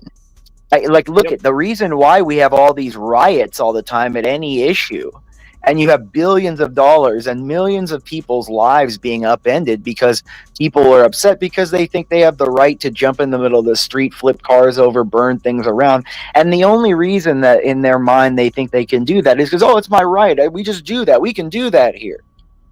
Yep. The concept of a protest. The concept of a protest used to be, and this goes with demographic changes, societal changes, but the idea of a protest was never to disrupt the normal activities of a society. I'm curious. Do you think that all decisions that people make just like occur spontaneously from within, or would you agree that like some of it's environmental? Sometimes we act in response to what's going on around us. Well, I believe that the brain acts in two methods. It's either to gain pleasure or avoid pain, and neurologically. And that's why if you read the book, The Lucifer Project, it talks about the Stanford Prison Experiment. And it talks about how every single action, no matter what humans try to think they're philanthropic or anything like that, it's always for some kind of personal gain, whether it be emotional gain, physical gain, monetary gain, spiritual gain. It's an investment for personal gain. Well, there's just one problem is that people will often like endure pain for a longer term gain, right? So to say they're either seeking pleasure or avoiding an advancement. Yes. Well, exactly, for their own personal gain. But what about basically what about when that doesn't pay off? selfish. Isn't that more of a gamble? Everybody's No, selfish. it's not a these gamble. days. It's the well, even if let's say it was a gamble, it's the gamble for that the opportunity of the positive negative consequence balance, the influence balance, the interest balance test is that the opportunity for your personal gain is worth that pain. So let's say I gamble with like the best odds, or so I think, and it turns out that the system is rigged against me. But why are you gambling? You'd agree that I'd be upset, right? No. But the question is deeper. Why are you gambling? Well, I think under capitalism, a lot of us are gambling. No. In general, as an individual choice, why do you gamble? Well, I just said I think participating in No. capitalism In any ultimately choice, forms why me. you gamble? Let's say I just want to flip a coin, and someone says, "I'll give you $5 if you win a heads or tail." Why am I doing that flip? Because there's To a win potential reward. Because there's yeah. a personal gain, right? Okay. Let me finish, please. Do you not agree, though, that if that system was rigged against you, you would probably be very mad at the system, right? No, not necessarily. Gamblers are not addicted to winning; they're addicted to losing. But don't they often think that the game should be fair? Like they should be able to win it? No, they Oh. absolutely know it's not fair, and they still continue to play. No, I mean, but they think that they should be able to win it, right? If No, it they turns out don't. can't They don't possibly care if they win. It's beyond the win or loss issue. It's that they're getting an emotional stimuli from the loss. Wait. The If high you actually is looked the at the loss. prisoner experiment, you'd find that once you confine people's ability to have successful outcomes, they turn against like everyone. So Because why? They believe it's their interest. That was the entire point of the experiment. They turned against. Why? Because they found turning against was to their own personal interest. humans generally believe in fairness too, right? No, they don't. Human fairness is an abstract concept. That's an abstract. Not most.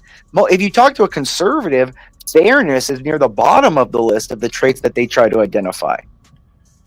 The world is not fair. I wish I was a 6'8" basketball player. Melanie, if life was fair, you would have been. If Melanie, if life was fair, you would have been born as a woman and not a man. I'm not asking. Exactly. No, exactly. You He's don't think that absolutely weighted right. dice, but what about weighted dice? Is that fair?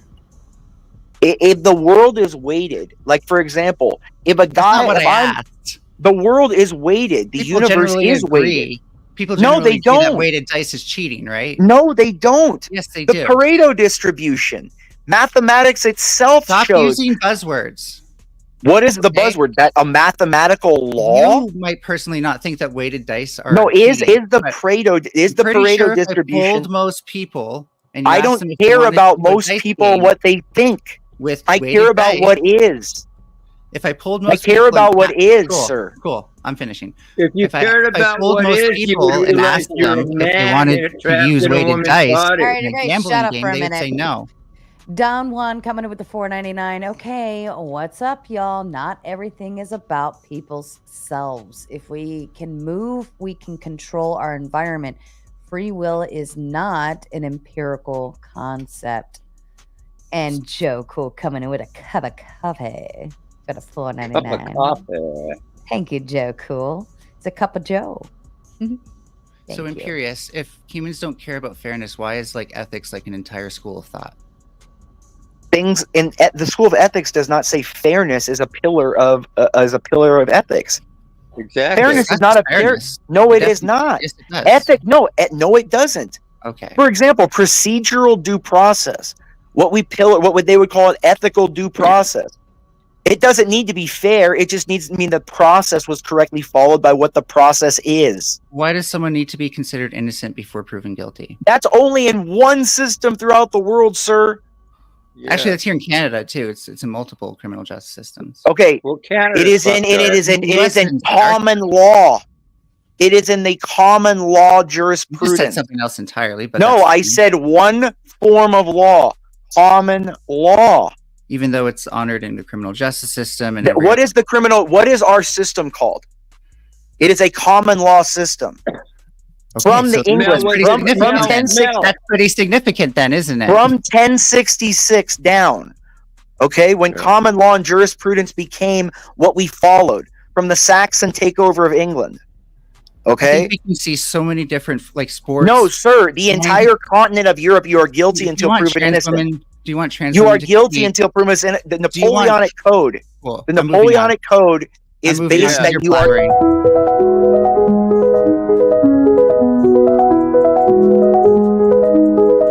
This message is sponsored in part by.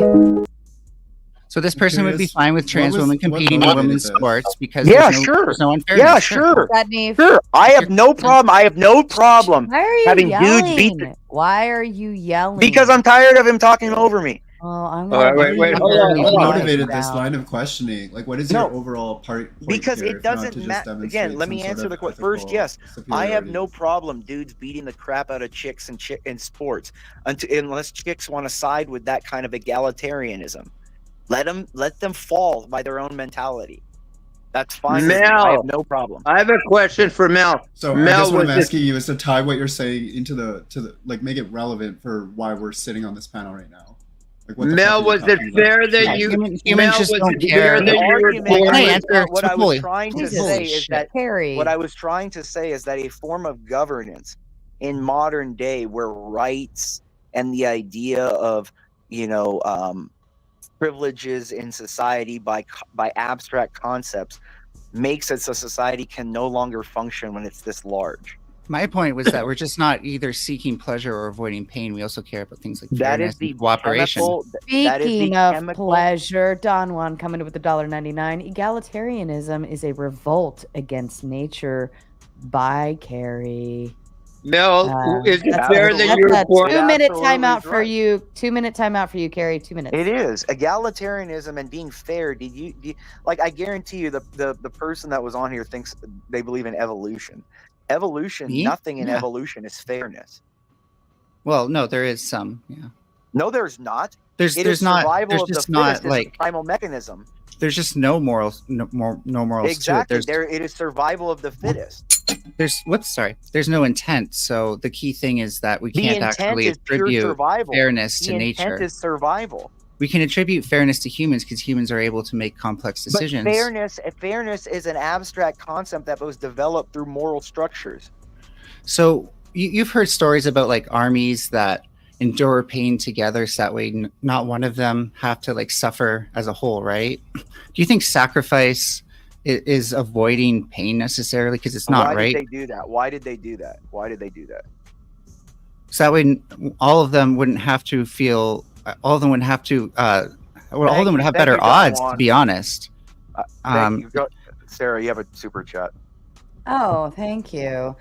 From Don Juan coming in with another $4.99 for ethics. Read Aquinas. Even then, ethics is not about equality. You're bringing up, is that Rousseau? Aquinas isn't the only person to talk about ethics. What are you interrupting me while I'm Sorry. I'm sorry. You're It's bringing Rousseau, up sorry. Rousseau, philosophical frameworks which fails natural law. Thank you, Don Juan. Well, natural law fails humanity. No, it doesn't. Natural law is the natural state of the universe. That's the entire point. It is the natural state, and we alter it as human beings. I know Rousseau likes to think human beings are born free and society puts us in chains. But in general, our own actions put us in chains. Remind me, Human is tabula rasa part of natural law? No, that's God, that is God, I don't know. That's Blank Slate. I don't think that was him. I think it was somebody else. It may have been Rousseau, but I don't think so. But tabula rasa just means blank slate. So would you? So I personally don't believe babies are born evil, and the problem with natural law is it kind of assumes that there are people who are like inherently evil or inherently greedy. So I want to understand, like, no, natural law means we are all inherently evil. We are born fallen. Okay, that so we can deal with all for a second. Yeah. It's an encompassing concept. So do you think humans become less greedy once we learn like new ways to not be greedy? No, exactly. We're fallen. Greed. The concept of greed. Well, like when we learn how to share. No, but that's the point. We're predetermined. We're already fallen. So innately, the idea of greed is an abstract concept that we have to learn because it's not innate to us. That's why natural law is the default. So I think you need to be more specific by fallen, because if it does sound like you're saying humans are innately greedy. Human innate creatures that are predisposed to do the incorrect moral thing. Okay, it's weird that you're bringing up morals, but you. Well, ethics you're are no. over your head, I'm trying to put it in a moral framework that you're trying to use. Okay, You're sure. going. Sorry, You're my bad. saying that's all I'm saying, because you're going about a moral. We're talking about morals and more. So I'm saying I'm trying to blend it so that we're on the same concept and we're on the same path of what we're talking about, and not deviating to a lot of different sub concepts. So you'd be opposed to the idea that humans are more cooperative than not? Yeah. Why? I don't think human beings are cooperative, because And Furby, you're Sorry. getting timed out for 10 minutes. Thank you, Izzy, for the Cash App. I'm going to put a timer on for you, Furby, okay? Just hang out up back. Sorry, There goes I was the having a good conversation. discussion. I mean, I actually enjoyed it a little bit. Sorry. I mean, the the problem, chat no, has the spoken. fault of the idea is that human beings are pre-installed with virtues, and we're not. We're pre-installed with sin. That's why we innately, human beings, if you isolate human beings without any concepts of morals, like Sentinel Island, okay, that's the most primal human beings that we can conceptualize, that we see on Earth, North Sentinel Island. And their morals are, if you step foot on the island, they tear you to shreds and they eat you. Right. Because they're predisposed to doing it. That's human nature. Mhm. We're predisposed to default.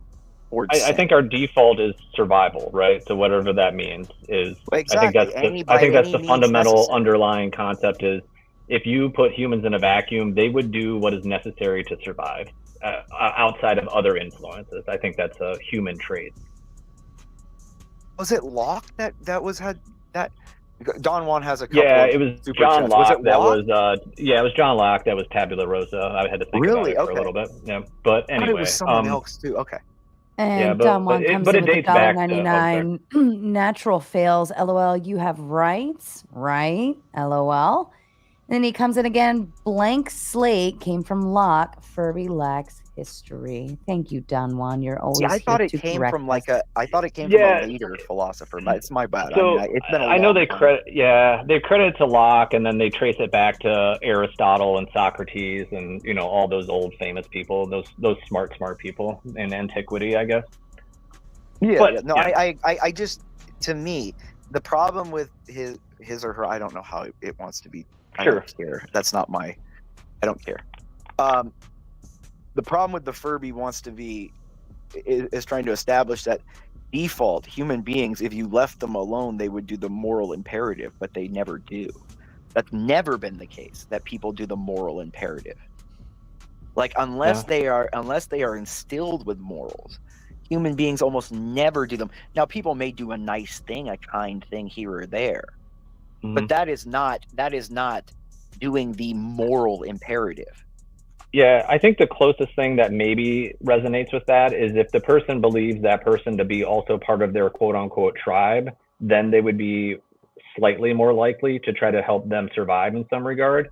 If they view them as one of them, but that's adding a layer to it. That's not that's adding a non-natural. That's usually even that it would have to be a blood relative. Like those tribes are usually very interconnected. That they do have some kind of blood relative. So then there's the kind of the male sense of sacrifice for the young and for the female. There is those instilled instincts, sure. Yeah, but that's an added layer to the conversation. And that's not even a moral imperative if you think. No, that's a biological survival. That's a biological instinct, progeny. just like going to the bathroom or something. A man does the same thing. That's why men, a lot of the time when they walk in front of harm for their kid, they don't even know they're doing it's muscle memorization. It's just like the 10,000 hour rule on something. It's just instilled through so many years that it just happens. Now, do you think, though, humans have the concept of working together, like way back when, if they wanted to take down a woolly mammoth, they had the idea of working together. Do you think that's something they learned, or do you think that was something intrinsic in them that was already there that they... that's got to be learned. I mean, that's the thing. I think that would have to be learned, because you would have to experiment with one or two people individually going up there and getting stomped before you learned you needed more than one or two. Right. It would be a watch and learn see where you'd see one or two run out there, get squished. Then three or four maybe did a little better, but got squished. then 10 or 12, oh, they saw one take it down. You know, it's more trial and error. Yeah. Like, I mean, how many times did they storm the beach in Iwo Jima? Enough. You know what I mean? Like, it's just push through and learn. Sometimes it's literally just a meat grinder, and you're gonna throw everything you have to do to achieve the goal. Yeah. No, it makes sense. Don Juan Joe, coming with or $1.99. He says, look at an ancient tribe. Sacrifices no moral. Yeah. Morality is Yeah, such child just a sacrifices. interesting concept because there's so many different ways that people will look at it and say this is moral or this is immoral, or morality can be, people can twist it to mean whatever they want it to mean. That's what I've seen. Well, that comes back down to there really are only two concepts of morality: subjective versus objective morality.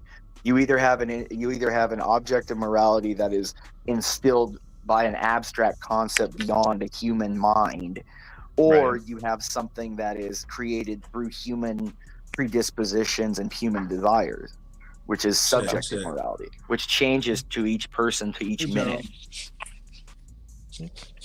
So again, it's a static versus a changing. Yeah, morality. That makes sense. What's up, Joe? Oh, I guess later, Joe. Oh. Bye. But It might be I know his phone. Yeah, we went on this thing, but how do we tie that back to not working with content creators? Because I feel like, you know, we talked about people teaming up and working together for the greater good. It seems like it seems like people are more apt to fight than they are to work together most times. Do you guys feel that to be accurate, or do you think that human beings, like I said, human beings' default is not harmony, it's disjointment. But we don't need to work together anymore for survival per se, right? This is why we can hate everybody. We don't have to get along. We can literally be good point. inside of our house, and you know, we don't like. I mean, I technically need other people, right, for resources to a degree, but I don't require them to take down a mammoth. So I don't have to be a team player to that degree. You still have to be able to get along with people enough, but not for purposes of being able to eat. This discussion is. Go ahead, Nate. No, go ahead, Joe. I was just asking this discussion: is man moral? Can I make it simplified to that point? Is that what they're discussing?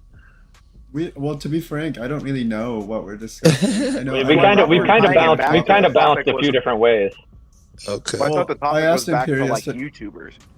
I thought it was back to, because the thing is that leads it right back. I'm sorry, but I mean, Sarah, you know I love you, but I don't consider any real YouTuber a friend or somebody that I look at YouTube or any content as entertainment.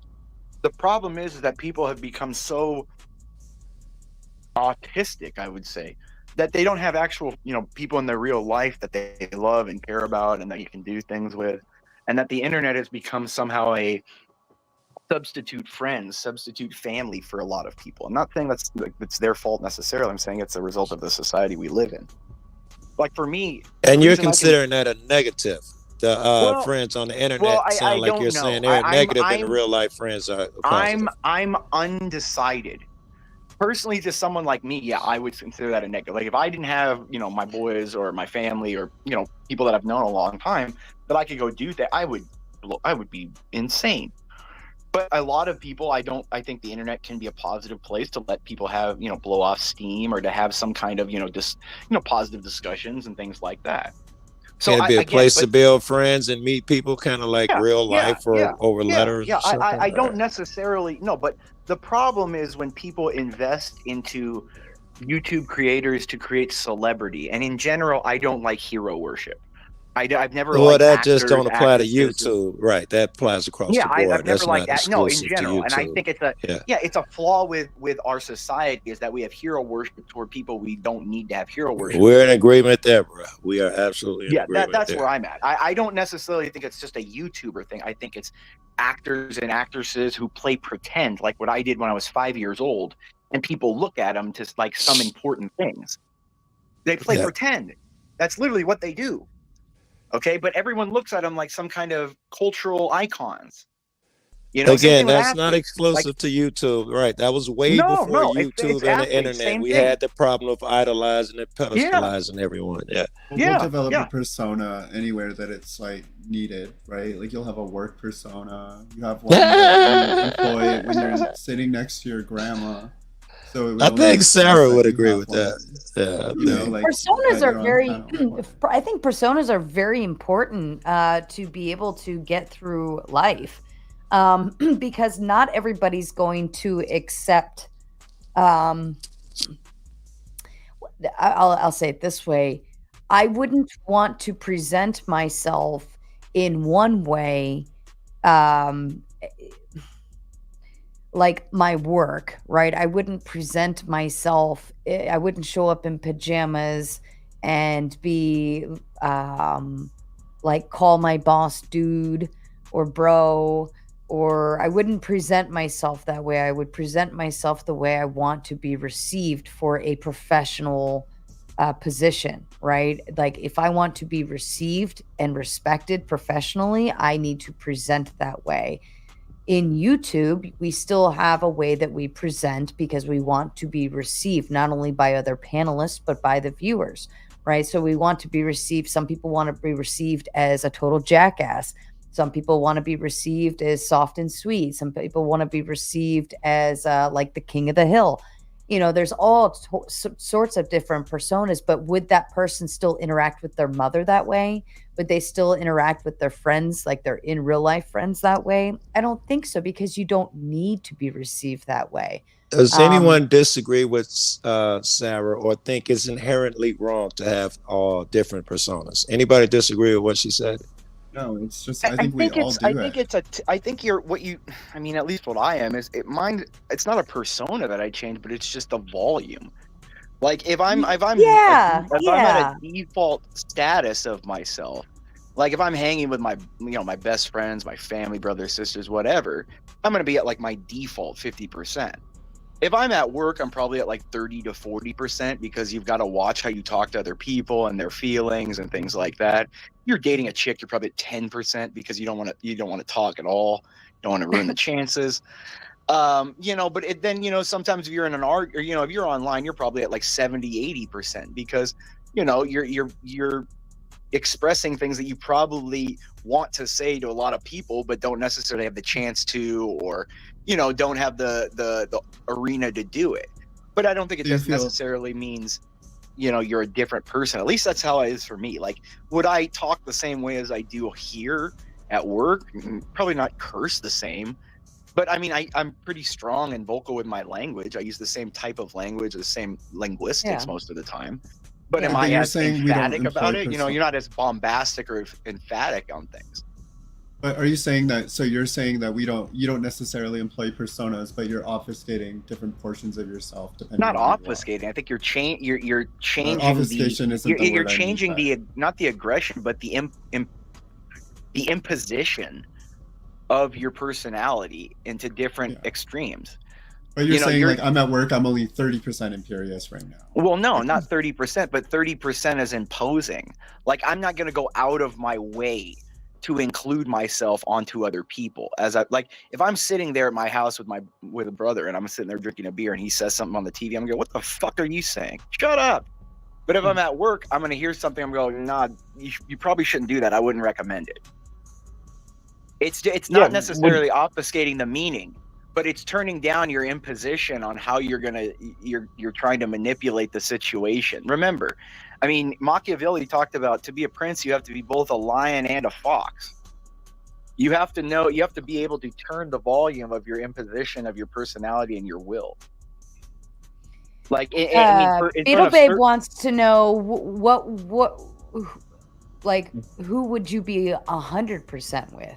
Only your most like if I was like on the mat, like if I was in the mat or sparring, in the cage, like I would be 100%. I'd be trying to impose my will to kill the person. You know what I mean? Or I think just verbally 100% without that. I mean, if you're competing in a let's say a physical altercation match or something, you're wrestling, judo, whatever, you're trying to destroy the person. So you actually feel like you're fighting, like you're in fight or flight? No, not a fight or flight. That's the exact opposite. If you want to win a fight, you control that fight or flight mechanism. No, it's about your will. Your will to impose. You're saying it's there and you have to control it. For me, it's kind of different. I agree with most of what you said, by the way. It's your will and how you impose your will. When I come here, it's actually because very rarely does like my heart racing or anything like that give me real anxiety. I can almost compartmentalize everything that happens here, and I leave it online, and then I go do the rest of my life, and that's the rest of the life stuff, and then I come back here and everything online is online. That's healthy. Yeah, that's normal. That's called you're a mentally. I mean, as much as a Furby or a I never feel like I'm like fighting you're for as survival. stable as I would How long expect let someone in your Fox state to be. finish? Let's just say that. I just wouldn't say I feel like I have to suppress like a fight or flight or anything, and that's what's liberating. Is it's very social for me to be here. That's the thing. The thing is a mental. The thing. Okay. For example, the law, the courtroom. It used to be you had two knights fighting with swords to impose what a lord wanted, to see two lords and they'd have a knight and they'd fight. We agreed that instead of a physical altercation, we had mental and verbal altercation. It's the same thing on here. When people are talking, they're trying to impose a will. They're at a certain decibel, a certain level of what they're trying to do, and you match the same volume. Like for example, if you go to a different panel, people are probably at a more docile, conversation than we are here. I think what I'm hearing from you is it's the energy you employ, right? Yeah, exactly. It's not what you're doing. It's how aggressive your imposition of your will is on other people to manipulate the situation to the outcome that you want. Can I assume that you assume that there is an imposition of will in every exchange between people? Are you saying that? Yeah, I mean, like again, if you read like the 48 Laws of Power, I mean, all these books. Yes, I mean, Carnegie wrote it, How to Make Friends and Influence People. You have to know how to manipulate situations. For example, like I can get women to do what I want, not necessarily because I ever yell at them or I get mad at them, but because I'm completely blank. Women specifically. The men are beyond his Jedi mind. No, everyone has, but like it's an example. You don't want to stop it. When a woman when a woman elevates things, you don't ever match her. You I do have a question. Oh God, Lord have mercy. I have a question because I honestly just like talking to people because I like debating, and there's really no reward for it in me. In fact, but I demonetize myself and everything, or I just don't try to monetize myself. I hardly self-promote, and I find people interesting. Like it's really just that I love to pick apart people's brains, and I find I don't get real answers from them if I try to manipulate them. Where does that? Where's the imposition there? Me and Fox are just trying to suss out the truth of a thing. You're still prodding each other's minds, prodding each other's ideals. Like when me and my buddies are sitting there, that's not an imposition of will, though. It is. You're testing each other's intent. You're testing each other's intent on what they want. I'm genuinely just curious. I'm genuinely just curious. Curiousness is testing yourself. You're curious to see where you measure. Yes, but it's not an imposition on anything. If I call my friend who's excuse me, bro. If I call my friend who's a better fisherman and I want to try this new bait or something and get his opinion, where's the imposition there? He is the power dynamic in which he's saying, look, the will is you're going to submit to what I'm telling you. Nonsense. I call 30 motherfuckers a day when I have a problem. Let me ask you a question. If you start arguing with him while he's doing it, is he gonna teach you anything? I talk to most people like that who I respect every day. I call them and ask them for advice, and there is no argument, was the last part of that because sentence. if you argued with them, they would say no and it would be done.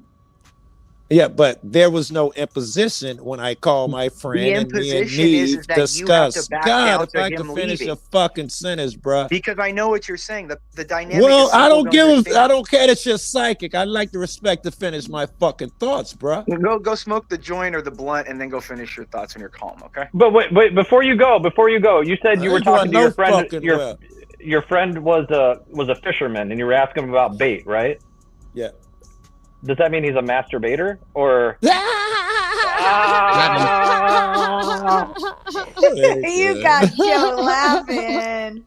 I am gonna get some weed, dog. How do you always like end up with a blanket or something on your head, Joe? Like why? It's I'm in where am I? I'm in Louisiana, and we had a chill here, man. It's cold. It's like 50 degrees here, man. So this is really a robe. I just didn't feel like putting my hoodie on. And I thought you were my head to be hotboxing. cold. That's what I thought. I thought he was like using the blanket to like keep the, you know. No. Yeah. Well, Don know Juan that- coming up with the $1.99 Furby. Read Aquinas so you can pick his brain. Boring. All right, be right back, sir. Yeah, but to your point, I think, do we wear a mask or whatever? What was the phrase? Persona. I think you Persona. only you I don't. I promise you, I don't. yeah. I'm You scared. play in the arena persona. that you're What in are you sometimes, talking right? Like I think sometimes you have a yeah. baseline. Yeah. Like I think you have a baseline, and it can Yeah. kind of waver in different directions based on what you're saying, like the arena. So obviously, if I'm going to a baseball game, I'm not going to wear football gear, right? It's and it's the same thing with your personality and how you project yourself outwardly to other people. Like you have to be like Carrie can't read a fucking room. Right? He has no idea that people really don't think highly of him in any manner, right? But he still comes on and he still talks about fucking shrooms, and we laugh at him. And the man has yet to read a fucking room. Whereas I think that's if you have that ability to read a room, know how they're interacting, know kind of like which face to put on that day. And I don't think it's manipulative. I don't think it's like fake. No. I don't think it's wrong. I think you're just if I'm gonna go hang out with the sheep, I probably shouldn't look like a wolf. Yes, it doesn't assume nefariety. I'm with you. Right. Or- I wouldn't unless you're doing it with intents of manipulating something out in a negative way or harming them. That's when it's a totally different world. But I think if you're just interacting with different social groups, and I think we all do across the board, whether you're at work, you're on YouTube, you're at your kids' soccer game, like, the way you talk to the moms and, hi, how are you? Fuck off. Like you have to be a certain way in order to be socially accepted by each of those groups. And Don Juan coming up with the $1.99, calling something boring says a lot. And the Trib One with the $2, it's literally called code switching per Aquinas. Oh, this is a real thing? I like Hume better. Where it came from? Well, code switching is more. I always thought it was more of a racial thing where like black people tried to act white. I think that's code switching, but like in the presence of white people, that's, I guess, in our modern terminology, our modern, how would you say that? Our modern Society. ideals, our modern ideals. There's a specific word for it. It's a French word. Code switching. What is their concept that he identifies that is like? But what that Aquinas communicates says, that? I mean, he talks about that.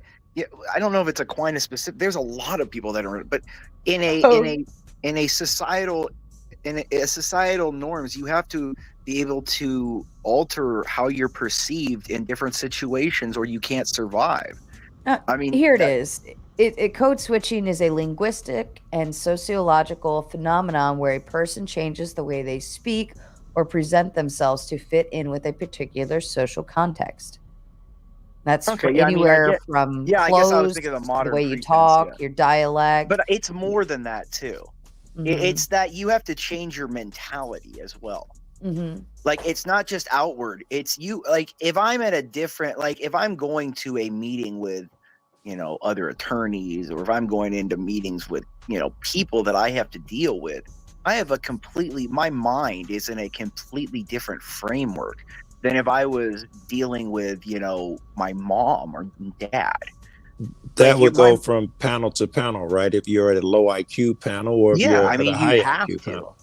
I mean, in certain aspects, but it's also it's a framework, because, for example, like when I go on like CT's channel, like I'm going in there expecting a war, so I'm already predisposed to want to have a 90% imposing what I want on other people, because in that circumstance is the only time you get respect, is where you thrash people around.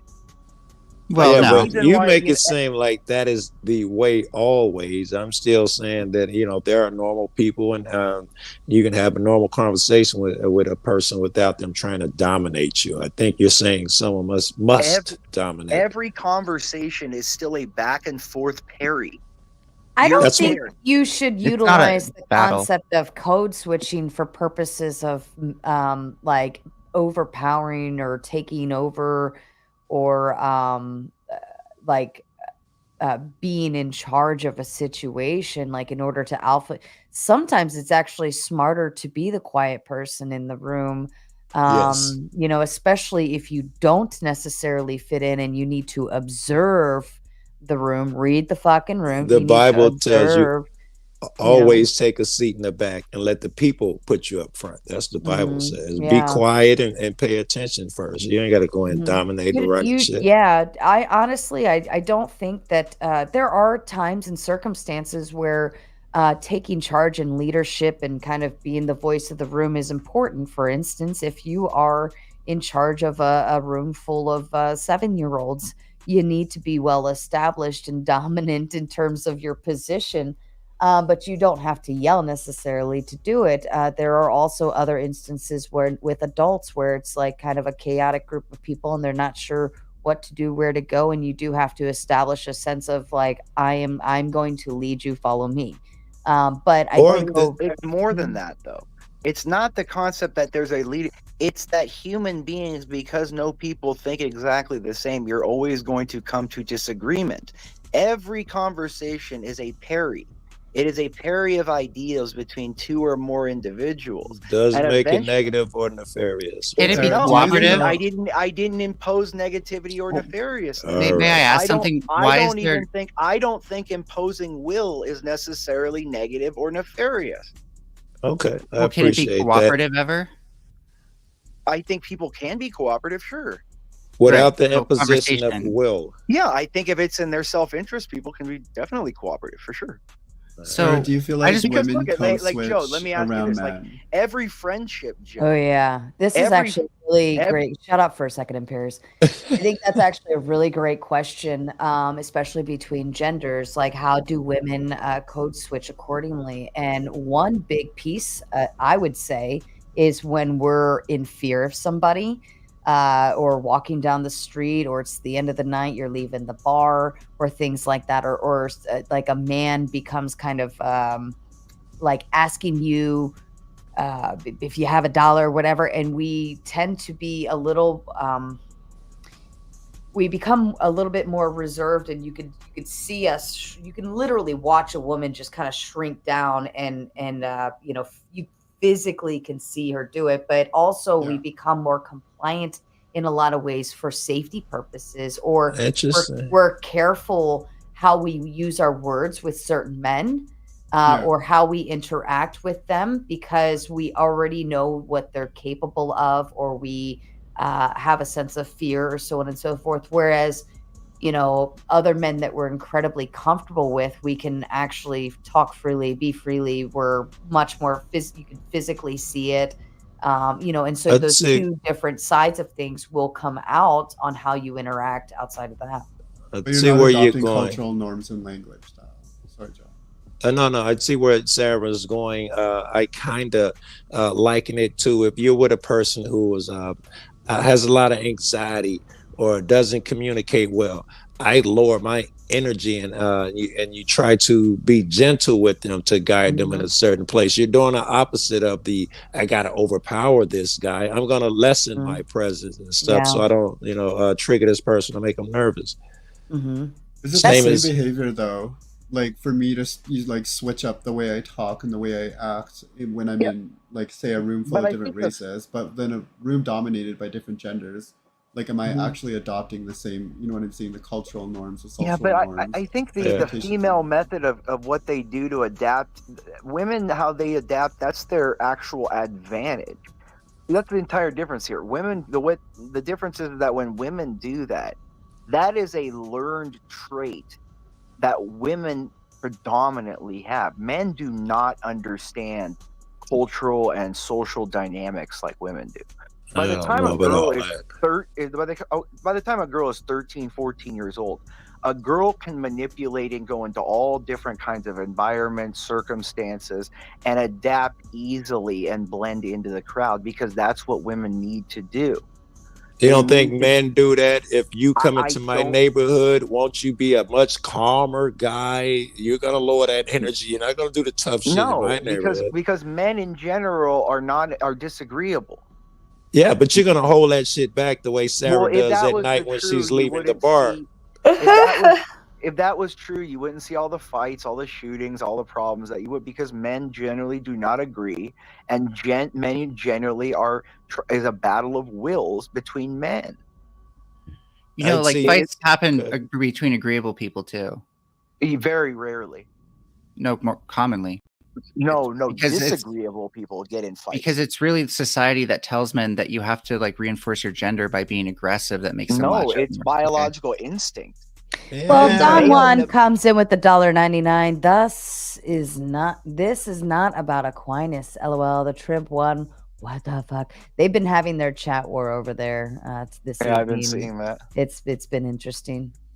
I think agreeable people fight, like they fight less frequently, but when they fight, it's almost more consequential because they don't take they're not doing the shaping of the relationship. They're tiptoeing on each other's boundaries, or they're not communicating their boundaries with one another. It explodes, you know what I mean? But the power in a relationship lies with the one who cares the least.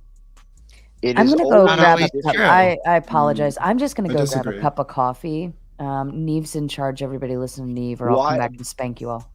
But the reason I'm totally not listening to Neve now. The person that is disagreeable and willing to walk away always has the power in the relationship, because the existence of the relationship determines on that person not wanting to walk away. But if they're not at the mercy of someone else's whims. But what I'm saying is that you stand to gain more. But you wouldn't, because if I'm in a relationship, like that's why people complain, and especially women, about all these overpowered relationships. He always did because the guy had all power in the relationship. He got sex whenever he wanted. He could do whatever he wanted, and you stayed. Yeah. Wait, that is in your biological nature to want that. Sometimes there's the pros and cons in an individual. You can stick around long enough to work out those things and be better for it. I'm not talking about I'm not talking about relationships here. I'm talking about the basics default of what human beings do in relationships. Okay, yeah, you could go to counseling and work things out and get advice from friends and sit down and work things out. But in general, that's not what 95% of people do. People do what they instinctually want to do. And in general, in a relationship, whether it's a business relationship, in an interpersonal relationship, a friendship, the friendship only exists because two people agree for it to exist. If one party is sitting there going, if I don't get every single thing I want all the time, I will leave and disintegrate this relationship. That's rare, right? That doesn't really But then you're worse off for never trying, in my that's opinion. My point. Yeah, there's some people you don't want to dirty your hands with, for sure. But let's just say we're meeting. Okay, let's say we're meeting and I'm just want to buy something off you. You're selling on Craigslist or whatever it is now. And I come up there and I go and say, I give you $50 for something you're selling for $70. If the power is with you saying, I don't need that money that much, I can walk away. Or is the power with the other person who's giving you the 50 where you need that 50 more than the person that can walk away and say, all right, well, I'll just take the 50 and It walk could away. be either, right? I understand what the power is in the situation. I think I'm just appealing to the opportunity cost of never having, taken the time to. But I get that. But even if you engage grounding. with somebody, I mean, most people are analyzing the opportunity cost because, especially for some kind of contractual interaction or, a sale, buy or good or any kind of, especially a relationship, So it's. I am intentionally trying not to force myself on others. I'm constantly aware of it in every conversation, because most people believe that every interaction is about one person trying to dominate the other. But I've found some adults now, and I try not to be an adult too, and not influence the other person or dominate. And we still manage to have good conversations and sharpen each other. And there is no imposition or dominance occurring, not to my knowledge. I'm not saying it's a negative or positive. Men in general, especially females, do it in different ways. Females create a more egalitarian hierarchy of structure, but they also do not allow any individualization or any kind of how would you say elevation above the group. Are you shitting me? It's always someone thinks they're the baddest bitch, or women compete more than we do. But then who attacks that girl the most? Other women. They have a proclivity for conformity. Well, yeah, because the hive mind, the female hive mind, because they have an egalitarian type structure. So I have a question. Do you think trust ever factors into this? Like needing to trust another person, needing to know they won't lie to you versus, knowing when you can't trust somebody? I think trust is in a lot of trust. What is trust? Yeah. Well, you got to ask what trust. So, for example, in game theory, there's a tit for tat kind of theory about human trust. Well, reliability, right? Yeah. Yeah. So if I tell someone a truth and then they tell me a truth, and we might trust each other more. But as soon as someone lies to me, we're basically back to like zero trust in a simplified version of things. Yeah, I get it. Yeah, I know. And so this could be like, you think that it's always power and domination. I think sometimes humans are trying to trust each other and trying to find ways to trust each other. And that's been a huge issue in the content creation space. I brought it back. Thank you. But you're missing the dark forest theory, the concept of the dark forest. That trust is only the moment that you make yourself aware of another person like that, you have to therefore make yourself trusting that the other person there won't destroy you. Yeah, you need initial faith that you can trust the other person. And that's that's the thing. Trust is is not something that is biologically instinctual, because trust exposes you to destruction. I think it also starts with the concept of vulnerability, because in order to be able to trust somebody, you have to be willing to make yourself vulnerable. Well, and that's vulnerability can come by either I make myself vulnerable or I'm put in a vulnerable position and I kind of have no other choice. But vulnerability is antithetical to survival. What's antithetical? It goes against, and that's not necessarily true. Women have been using vulnerability since day one for survival. Why do you think men feel the need? Spray field? Why do you feel? No, don't be stupid. Like, why do men feel this instinct, this need to protect and that's provide an emotional for women? vulnerability. But they're not actually vulnerable there. But they're controlling the dynamic. We are making ourselves appear vulnerable. Women can get up and go hunt. Women can just shut up for a minute. You keep talking. Women can get up and go do all of these things, but we choose not to, right? We don't have to, because we can sit here and whimper and be cute and precious and, oh, look at me, I'm so fragile, I broke a nail. And we can do all those things. And you men, like, we appear vulnerable to you and adorable and cute and sweet. And how could they ever not be willing to protect and provide for such a cute, fragile being? And even if they're not built into the system. Why do babies look so cute? That's and not adorable? a actual vulnerability. That's a parasitic relationship. Well, let's throw real vulnerable women. Parasitic relationship. Let's Well, throw it is. women Like, who is it are. any, hold on, is it any different from an animal that releases a hormone into the environment to which another animal responds and protects and provides for it, such as the cuckoo bird? Okay, so brood parasitism is something else entirely. No, I'm just. Is that any different? You were Yes, talking it is. about It's very different. Yes, it is. No, it's You were not. talking about vulnerability. Sarah used an example where the woman feigned vulnerability to gain a thing, but there are some women who are naturally like that, and it works to their advantage. That's just how they are, and it would work to their advantage. Therefore, you can be vulnerable because they know it works to their advantage. They're not in the submissive state. But they're using a vulnerability in another to gain advantage. That's a manipulative. No. I just said in my people are willing instances- to take risk based on trust. Women Much do greater not risk. take risks innately. They know they don't. You don't think with men? You don't think Women you don't do think not when they go take home risks. with a man, they're taking a risk? Women have calculated many things. When a woman goes home with a man, you trust Calculated. me.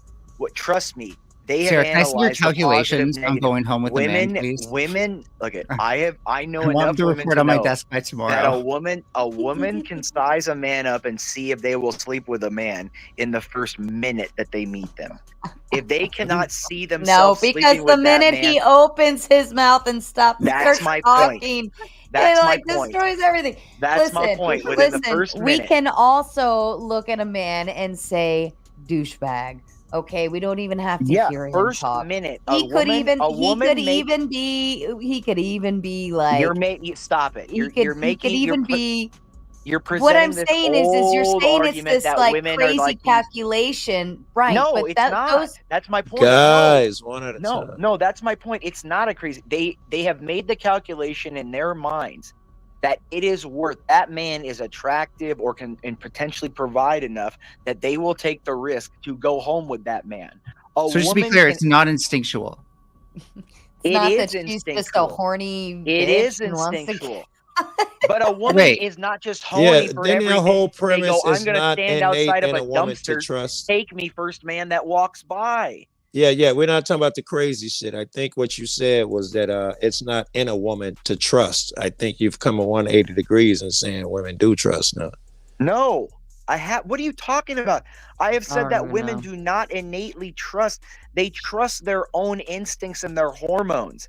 So they What will does that trust even their- mean at this point? They will trust their own analysis of what they believe a man So to does be. everybody. That's Yeah, literally how everybody is that thinks with their different brain. from a man? No, men look at the outside perspective more than they do their own internal perspectives.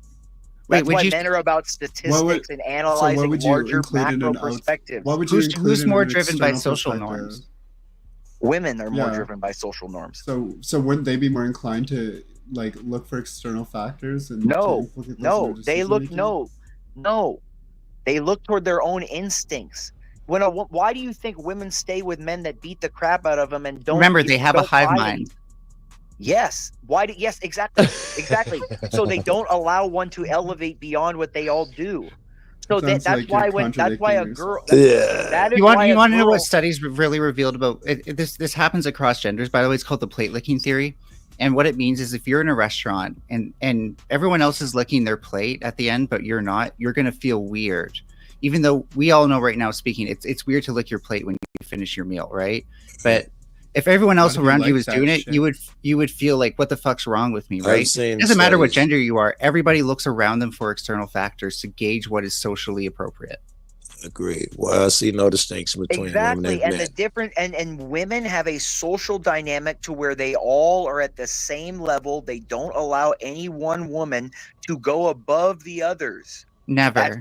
That's why they say. Have you ever fat watched the girls are just as- Kardashians? That's Or why they fucking Mean okay, Girls put a or woman on Game the of spot and Thrones? tell her if she. Game of Ask fucking a woman Thrones? on the spot. Ask a woman on the spot if she doesn't think a 300-pound woman is beautiful. Wait, so why do girl bosses exist? Girl bosses exist because that's the whole paradigm. That's what all the. If you notice, that is the norm. All girls think they're girl bosses. Not all girls. So that's why so- if they elevate themselves to wives, mothers and stay at home as wives and mothers, they're all attacked and shredded by each other, not by men. So they're not a hive mind. So they're not a hive mind. You're just no, they are a hive mind. bro. What? Yeah, I don't know. This is a When weird- they try to break free, they drag the others back. Why do you think when a friend is happy of the other girls, they say, "Oh, I'm getting married"? They try to undercut them. Hey, let me ask you Bro, where about do you get this. this I hope lore you saw from? the movie Have you Mean not been Girls. around women enough? Wait. I hope you I saw have. the movie Mean Girls. Is there such a thing as the boss girl who walks around with her clique thinking everyone else is beneath Exactly, them, and the half of them lioness. believe that they're beneath them? Is that not a That's thing? the status quo nowadays. Every woman It's- thinks they're a boss, Oh babe. my God! You just said every woman don't even allow No, it's that not. shit. It's not instinctual. They can break free of that instinct. Exactly. It's not. Yeah. It's created by their social norm in their group. All women nowadays, the default, think they're all bosses. And so when one breaks out of that and goes, "No, I'm going to be better than that. I'm going to be a wife and a mother," they're torn to shreds, not by men, but by other women. Or they run the school and they are the Yeah. head cheerleader. Women can be malicious, but I think you're projecting your own like superiority complex onto this circumstance. Like, Yeah. I don't think more women are more inclined to have an inferiority complex or have self-esteem issues than to, be motivated enough to want to contend and compete with other women for resources. Like, it happens naturally, of course, but I mean, not in the same sort of conceited way that I think men would go about it. It's more about putting food on your own plate. I don't think you necessarily have to. No, it's that take from someone women work else's. together as a group and need the group dynamic to survive, while men can survive on their own. So women will a lot more than likely bend to the will to conform with the group. Men can survive on their own, then why do simps exist? Mm-hmm. Simps exist Someone whether coming they- in with the whether they live on- $1.99. Imperious. Every girl I dated goes against their friends. Yeah, that's the point. You took the one girl and they all go against it, right? And the other friends try to drag her back. What? I No. have that's- experienced that. Hold on, I got a call. Hold on, I'll be right back. I'll be Hold right on. back. I got a call. It's probably his mom.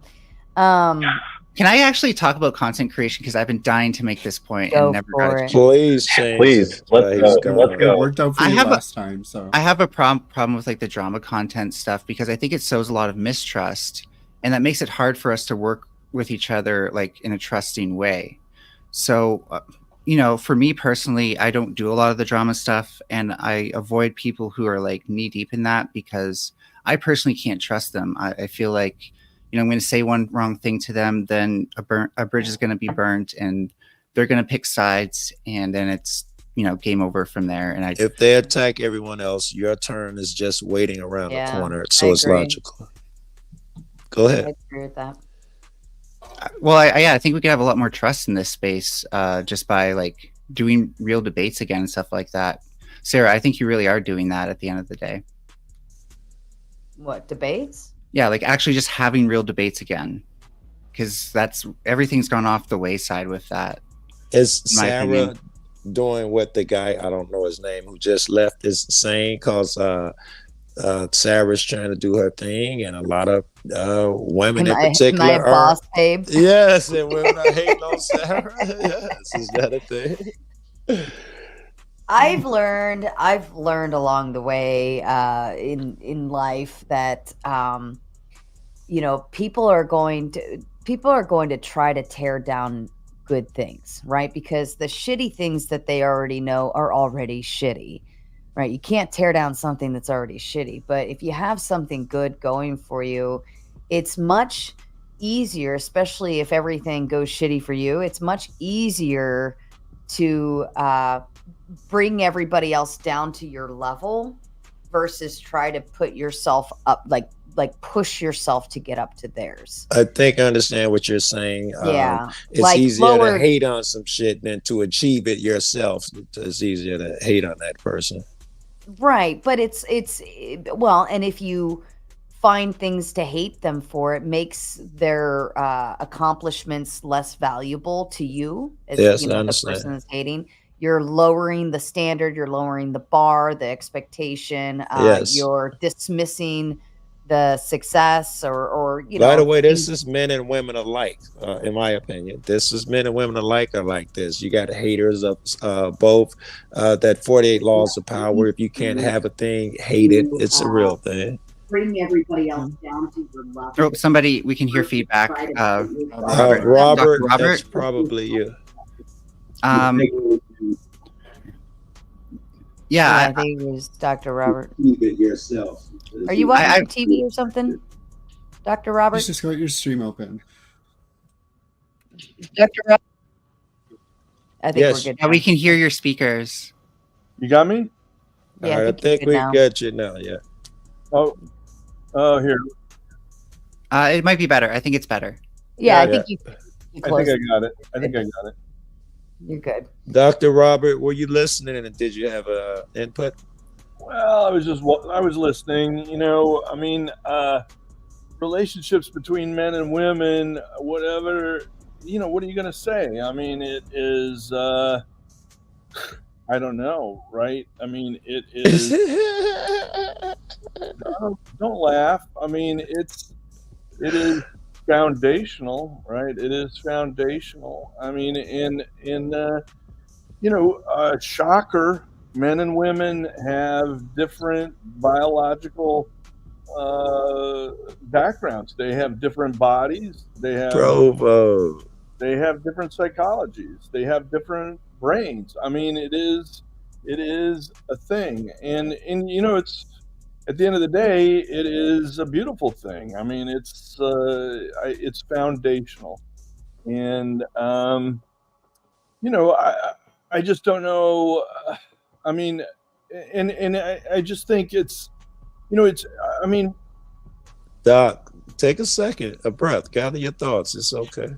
Well, you know, I think I am okay. You know, I'm not a rushed speaker. You know, I've got my thoughts aligned. I'm telling you. I mean, it's you know, you know, again, it shouldn't be a shock to imagine and to realize that men and women are different biologically. They're different physically, and they're different psychologically, and that's it's a beautiful thing. And, well, I can agree biologically, perhaps, but with psychologically, I think there's more overlap than difference between genders. We might see like differences in different sizes of the brain, stuff like that, but functionally speaking, men and women have the same facilities. Whether or not they use them as often as the others is a different question. Well, I'm not saying one is superior to the other. I'm not saying one is more intelligent or more capable. I think just different. Well, look, I mean, is it not? It's not shocking to acknowledge that men and women's look. You know, I was an orthopedic surgeon. Their skeletal systems are shaped differently. Can we imagine that? Yeah, it's true. The musculoskeletal systems of a woman are differently shaped than a man. Yeah, can we imagine that? Yeah, it's true. And in addition to that, I do think there are psychological and, you know, differences in the in brain and behavior, and that's not a bad thing. It's, you know, and this, by the way, exists in multiple other contexts, racial and you know, transgender. I mean, there are multiple other aspects. You know, we're all different. We're all individuals. Right. I think Dr. Robert Sapolsky refers to them as the different buckets that actually make up our behavior. At the end of the day, I mean, we are composed individually of billions of different, the DNA structures. We are, and we are all our own selves. All right, and there are differences that accumulate between groups, and that shouldn't be a bad thing. It's not a bad thing. Can we let Provo get in before we get too far, Provo? Oh man, I don't know. I don't know who that is. Hold on just a second. I've got to do a voice confirm. Does anybody know who Some Dude is? I've seen Sounds the name. familiar. Yeah. Could you be a bit more specific? I've seen Some Dude. Yeah. That's I think he's got a shirt and a hat and a face. It's Some Dude. Some Dude, can you voice confirm? Yes, it's me, Miss Lady. Oh, I know who he is, though. Yeah. All right. Yeah, what's up, though? You look kind of cute, cheeks all rosy and everything. Thank you, man. I'm talking to you, man. Some dude, I'm sorry, but I'm never going to be able to like vouch for you until you change your name, because it's always going to be like, it's some dude. Yeah, it's purposeful. Sarah, I'm telling you, you open yourself up to the black YouTube, and don't you're gonna want have that all these endorsement. black guys Hey, after the man, white girl. look, Come on, dude. I don't want yours clear. either. I don't have any color. I'm clear, and I'm alien. So don't put me in that category, okay? I'll rock your brain with intellect. Don't do that. It happens quick too. Happens real fast. Be careful. Yeah, we like that. Some of us are smart. Dr. Robert, could I ask you real quick? You would agree that like men and women have roughly the same amount and same types of brain cells, right? Like that is something we mostly find. False. No, men and women's brains are completely different, dude. We are on the opposite. Men and women are so far apart in so many things. Did you know, for example, that the hip to waist ratio on We're talking about the brain right now. No, I know, but I'll start just with skeletal structure. No, you don't have to. We'll give you that. That creates how people act, their bodies. It's not the even body you live in. Like you should know this, correct? If your brain does not, I did ask Dr. Robert. The poor guy can't even answer. No, yeah, I think I might be smarter than that doctor because it's composition and chemical makeup, and it doesn't have anything to do with bone structure. That's just it absolutely does. If that's a physiological, cannot run as man. fast and That's do the same things as really the other animal, it's going to have a different mindset on how it acts. All right, I'm gonna crack my mental knuckles and I'm gonna hurt your feelings. No, I'm gonna. Okay, please. All right, well, I've done this so many times with you already. I think you should back out because we No. joust. So, for example, sure if an animal can't run and it can't hunt, we're talking about humans, not animals. Exactly, I am. Women have the hip to Just waist standing ratio up so that their flaring legs your arms cannot like a run girl. like men Come can. on, man, you got a They light up can't mic. pursue prey animals You got a like weird men light can. up mic, and you're trying to be so explanatory. No, sir, it's not sir, working. is it The true light if- mic is not even talking. That's a whole different thing. Ladies and gentlemen, please stand by for a moment. Don Juan coming in the 499 Sapolsky quotes Bertrand Russell from the 1940s when he said, "Free will doesn't exist. If determinists quote him, good luck. LOL. Maybe next time. Shame." That's a different argument. Wow. We're not doing the determinist I argument can't take right now. nobody serious with a pink light up microphone. Does Provo know That he's muted? yeah, he hasn't said a he is word yet. muted. Provo, you want to try It's and on get your in? end, Provo. You're not I- muted. Yeah, you're muted, Provo. You need to I was muted that whole time? Yes. You've been muted the My whole bad. Well, time. forget about it. Don't worry about me. Keep talking. Hey, yo, Raging Tomato, I'm sorry I'm very disruptive, but this guy is talking a lot of crap with a light up microphone, standing pacing. He hasn't said I didn't say anything. That's a the Are you sure? He Y'all said he's voted doing for Bible him? studies. Hasn't said anything for a long ass time. Oh, all right, my bad. I came in hot. I'm sorry. You're talking to you're talking to Imperius, the guy with. I had a long week, man. Come on. I come here to vent. I do want to make clear that none of what was just recently said was me, because somebody asked me to speak and it wasn't me speaking. I don't really disagree with anything that was said, but again, look, there are biological differences between men and women, and I think that's that's a beautiful thing. That is, Doc, I'm gonna stab you. You keep saying there are differences, and it's a beautiful thing. Be specific with the Just let him differences. finish. Well, hold on, guys. Just for a second. Let me explain. Dr. Robert is not from the debate world. He's not from the panelverse world.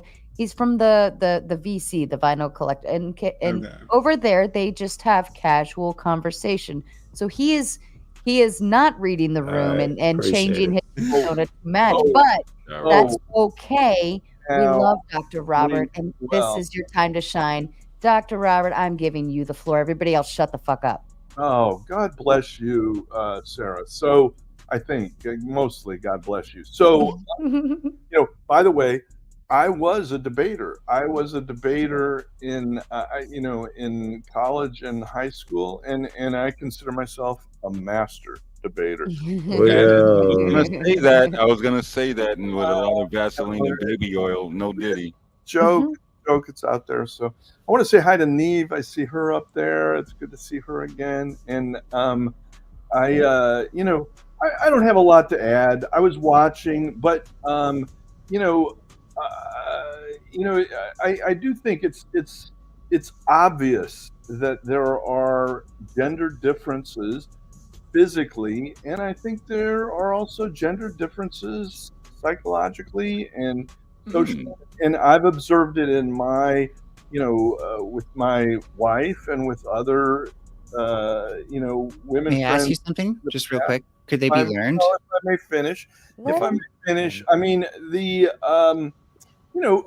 relationships that women have with women are different than the relationships that men have with men. I mean, the conversations that women have with women are different than the conversations that men have with men. Hold on, Doc. Like, I mean, I'm just saying, and I think that reflects the differences in that's a psychological thing. How you interact with your peers, and it's well. Can I ask you a question? I've seen that. I'm just saying. I don't think we need bioessentialism to explain that, though. That's a big word. Give me a question if you want to ask a question. Look, hold I on. wanted to ask you a question. He's right, though. Hold on, guys. Hold on. Look, the reason why, and I'll explain why. I'll give you a simple example of how men and women. Apparently, we're holding. I'll give you a simple example. When we're young and we play in a group of boys, we create a hierarchical structure. We have a team leader. We pick teams. We have assigned roles. When women are little, when they converse with each other, their relationships are not based off hierarchy. They're based on how they feel about the relationship and the conversation itself. So when one girl feels like, I'm not comfortable or happy anymore, it's all shut down. We have completely different paradigms on how we see the world. Imperious, when girls participate with boys, do they and participate in the hierarchy as well? By the way, the answer is yes. I think they're forced to. All right. Well, hold fast. Why you keep using big words you probably can't even spell? Hierarchy. Speaking of big words, Don Juan Plagueis 0 the $1.99 comes in. Dr. Robert, what's your field, Doc? Debater, Doc. Yeah, so I was not a psychiatrist. I was a spine surgeon, but and I'm telling you, the anatomy and shocker, women's pelvis, that's the plural of pelvis. Women's pelvis are shaped differently than men's pelvis.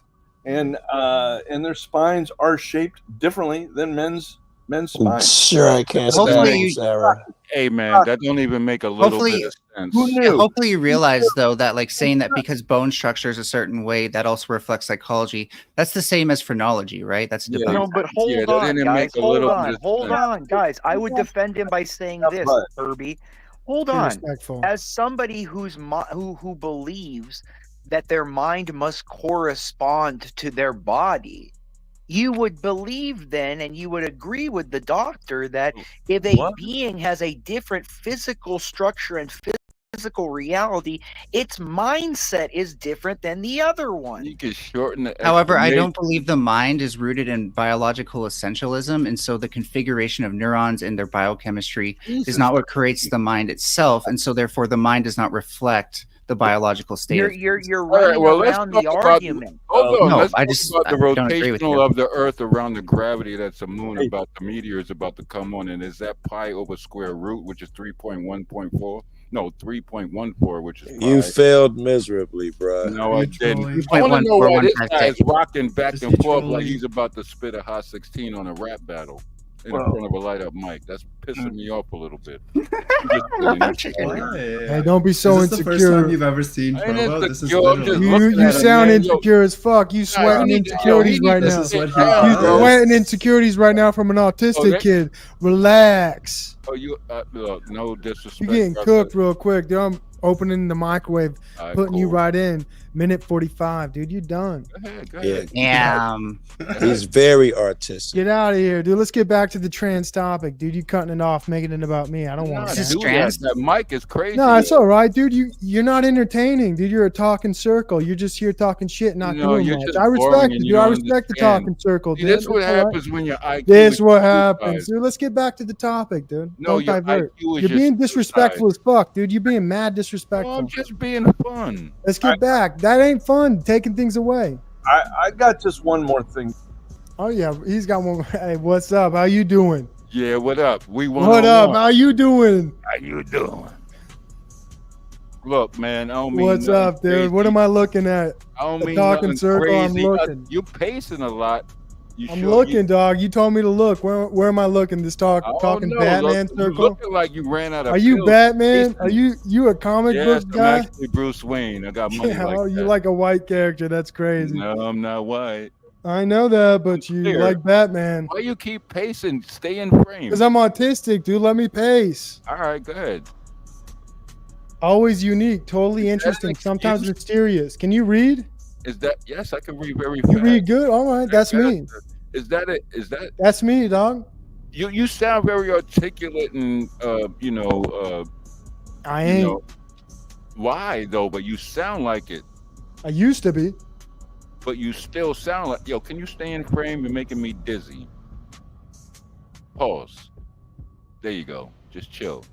Damn. What's up, dog? Chilling, man. Can you stand still for a second? What's up? Yeah, post that. You see that? Go down to the A, the U, and all that. Do all of that. Give us an explanation. You can do it. It's not that hard. You got it, brother. It ain't about me, dog. We talking about trans today. All right, I don't care about all that. I want to see why you pacing back and forth, bugging out. I like the topic of trans. You know, trans people are 6 times more likely to be autistic.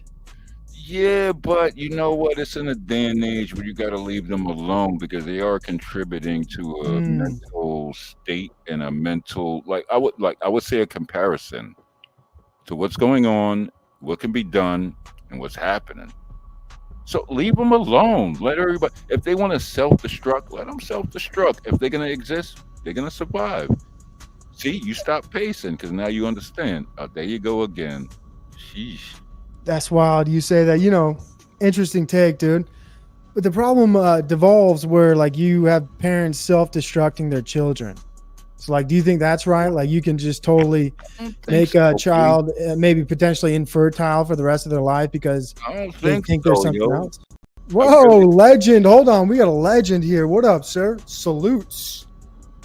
I just wanted to come on here and remind just briefly that Mel has a penis.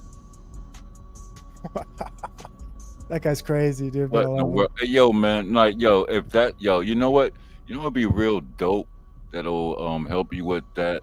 A bicycle. Yeah, I should get one, huh? Yeah. Just ride it while I stream. Yeah, Kind of sexual though, ain't it? No, you can Be literally- mounted on something. Imagine me mounting something just ride. the whole time. That's just odd, dude. It's gotta be a nice bike though, like a nice bike, like one of them $2,000 mountain bike. Don't get no electric because you ain't getting no exercise with electric. Bro, dude, you're You gotta no pedal. offense, bro, but you're racially profiling me. I can't afford that. Not racially, I'm intellectually. You're looking at me like I'm a white guy and I can afford those things. I totally No, can. I'm intellectually profiling you. I can't afford that. What are you talking about? Those kinds of bikes, dude, no way. I gotta go to a thrift store and find like one of those used bikes with Bro, the go wind get an old school turbines. BMX Harold Hutch, man. Go for a bike ride at night when you feeling like you pacing. At least you Yeah. get better exercise. Like real talk. I like that. We got a guy who looks like he's probably ridden a lot of BMX bikes right now. Oh, yo, bro. I've wrecked too many bikes to ride bikes. You know, I just can't keep them up on the parallel there. Oh So. no, yo, Primal, yo, dog. I grew up in the Bronx and all that. I wrecked a few bikes, CBR 900s. And I existed back in the era before helmets became really popular. You know what I mean? Has anybody ever gone like ass over tea kettle on a bicycle before? Bro, I used to do endos and like I figured out the secret. You let like 8 pounds of air out the front tire, so when you glide the brakes, and I had Kevlar brake pads, so I'd be like, and I was able to glide it and coast for like 100 yards with one hand too. Yeah, I'm a trick rider. I was a stunt rider. Man, I got my road rash this year. Was my legs on the ground? Road rash. Yeah, road rash club. Let's go. Hold on, Were Sarah. who had that? Sarah, Who we said should. that? Hey, we should really. Yeah, I went over acknowledge my Doc- handlebars. We or should really something. acknowledge Dr. Rob. I mean, we should man. kind of listen more time. That guy was a spinal surgeon, dude. There's guy. I bet that guy has a lot of interesting input. He could. I'm just saying, like. We should like not jump on him so quickly. You're telling me not to have him on my stream so I can do I'm here that. for it. My mom was a doctor, man. No, I was saying, I was saying if you're gonna have him on, I do computers. I'm an IT but cybersecurity respectfully, his specialist. contribution He's not was that to acknowledge smart, the trust me. obvious. I think. No, you give him a second. I feel like it he's would not have. even I would used have to expected put something a Bro, little bit more like, nuanced from a I doctor. know, I get it, but I mean, sometimes it seems like the IQ is their shoe size. So, like, I kind of rebut. He's just an older guy that's not used to the intensity he's not of the that old. conversation. He said he was a master debater. Oh, God. Oh, there we go. Yeah.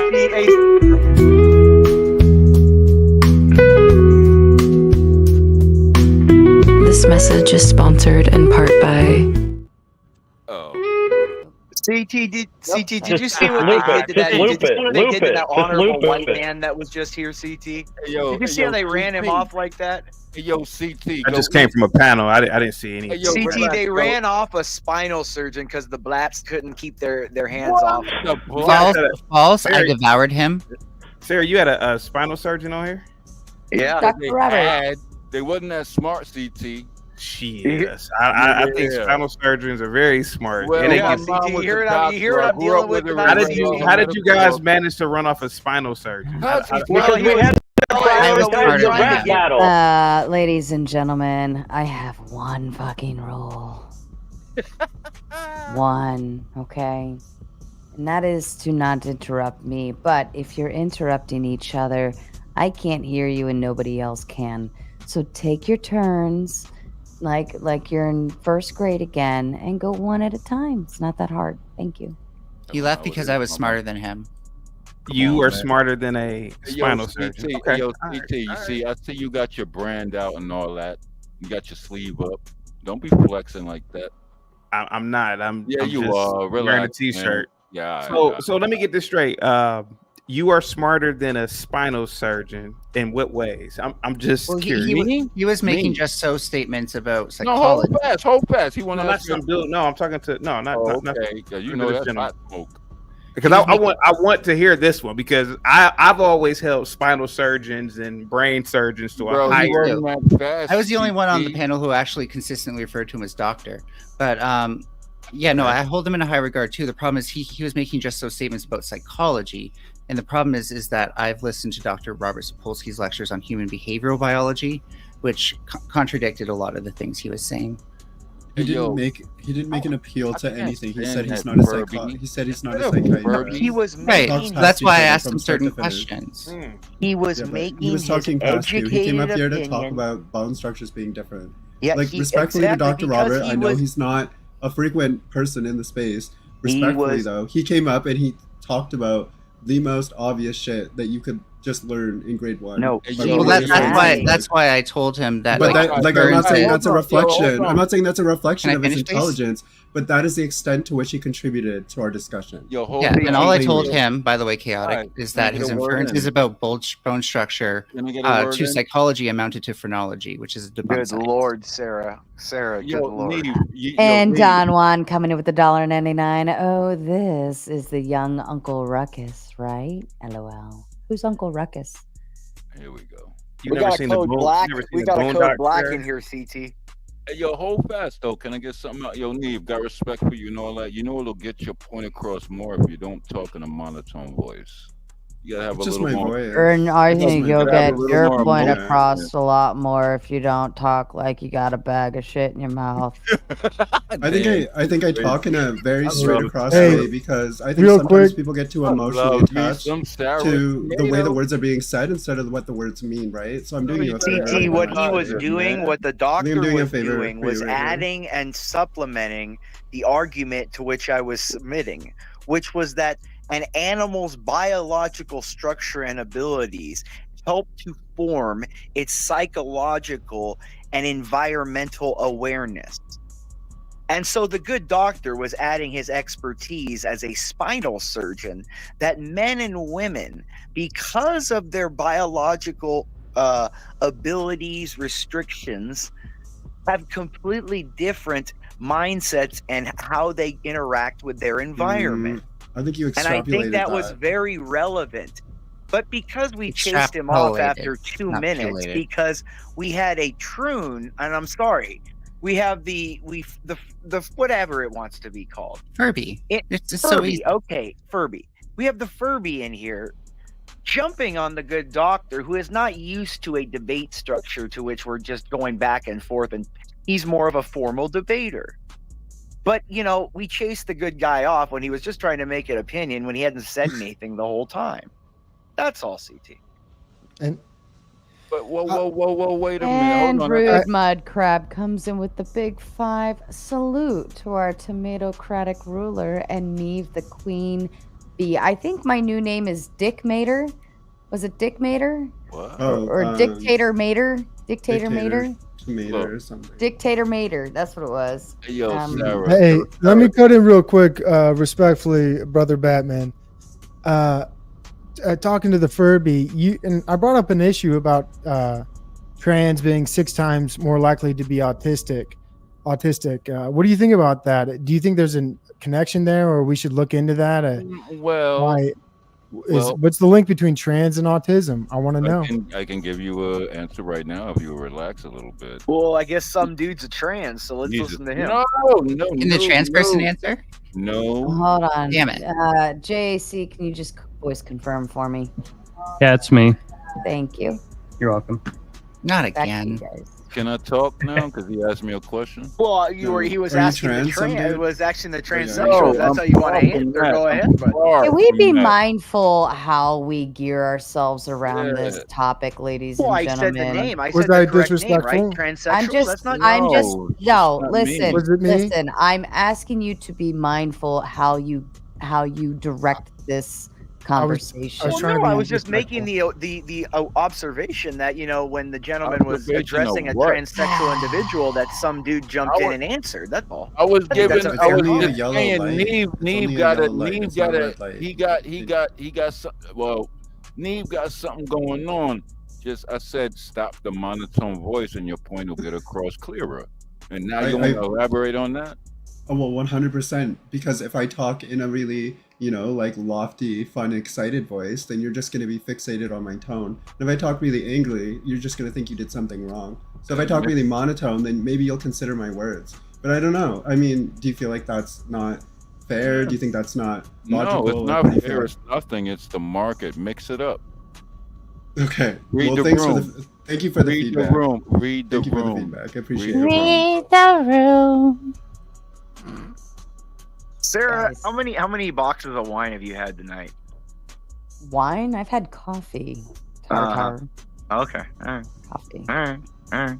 Any, I drink a full 2-liter jug of water. Any bourbon in that coffee, or? I wish. Dealing with this kind of panel, I wish. Hey, yo, Sarah, what are you doing? What's happening to your channel? We're about to go on some cosmic. You got. So my question was I asked you so disrespectful you float over it. Literally, like straight interruption. I just said, let's pretend we're in first grade. Let's learn how to take our turns. Yeah, I just dude or whoever was talking. Yeah, can I finish? Finish your at thought. least? Yo, I'm bigging up the brother Chaotic. I don't like him too much. We're not friends or nothing like that. I think he's an idiot, but he's a smart idiot. But he's flexing on y'all because he got his brand out. He actually rolled his sleeve up, so he's not playing.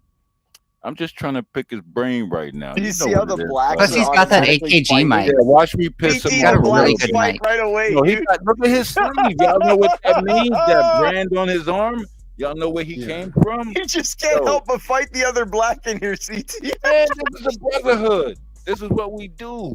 Oh my god. So Yeah, for go ahead. continuity's sake, Provo man. We asked hate Mel each a other. question. As much as I hate Mel talking, I feel like I piss people off. And that's I where love we to do are. it. Look, he rolled his sleeve up. Look, they uneven sleeves. Cause look, he's showing their fraternity brand, and he got hit with a hot metal. Go ahead, Chaotic. You know what it is. Maybe it's a birthmark. Why don't you let him tell us what it is? All right. No goddamn birthmark. He got branded. Oh, let's Sarah, get a 12 zoom in here. Let's get a zoom in here. It's 12 at night. I got to get the hell up out of here, guys. Salute to you all, man. You got to be on vacation. Don't stress yourself out with this black hostility you have coming at you. Are you saying? Are you? Provo and Mel, Have a good Don one. Juan coming in with the shut the fuck up. Don Juan coming in with the $4.99. Sapolsky says free will doesn't exist because of biological process. Okay, have you fast when you're hungry? Determinism, disprove, LOL, again, ended quick. I'm back to Provo and Furby. No, hold fast. Sarah, if you say my God. bro up again, I might get turned on. Some dude just sit there and I listen. love some. He's so funny. Some dude. Man, we were too chaotic for chaotic truth. Well, he's on vacation, dude. He's trying to like relax, and he came in here probably for like a calm discussion or something. No, he came up looking for an easy dunk. He didn't get it, and he left. It is what it is. Yeah, I don't. I mean, I don't hate him, but like it kind of annoys me because he'll just drop in the chat and just say link. Dude would show up to a funeral and ask for the link. Here, I thought I was annoying. Like 100%. That was a monster. To me, it's just, like even when I'm like in the beginning of my show and I haven't even dropped the link, and everybody here knows how everything operates, and then it's like, are you even paying attention, or did you just read the headline and just demand that we drop the link? I don't know. I think that like if you're gonna be on the panel, at least be interested in what we're talking about. Look at this. Here it goes. Look at it. The creators fighting once again. Here it comes, Sarah. They can't help it. Look at I'm not fighting with them. I'm just saying. I said jabbing one another. You know, maybe he just innocently it was 12 o'clock on a Thursday. Maybe he's tired. You know, rude. It's wow. rude. Look at, I didn't know, man. I must be an old man. I don't know this panel etiquette, man. I you know.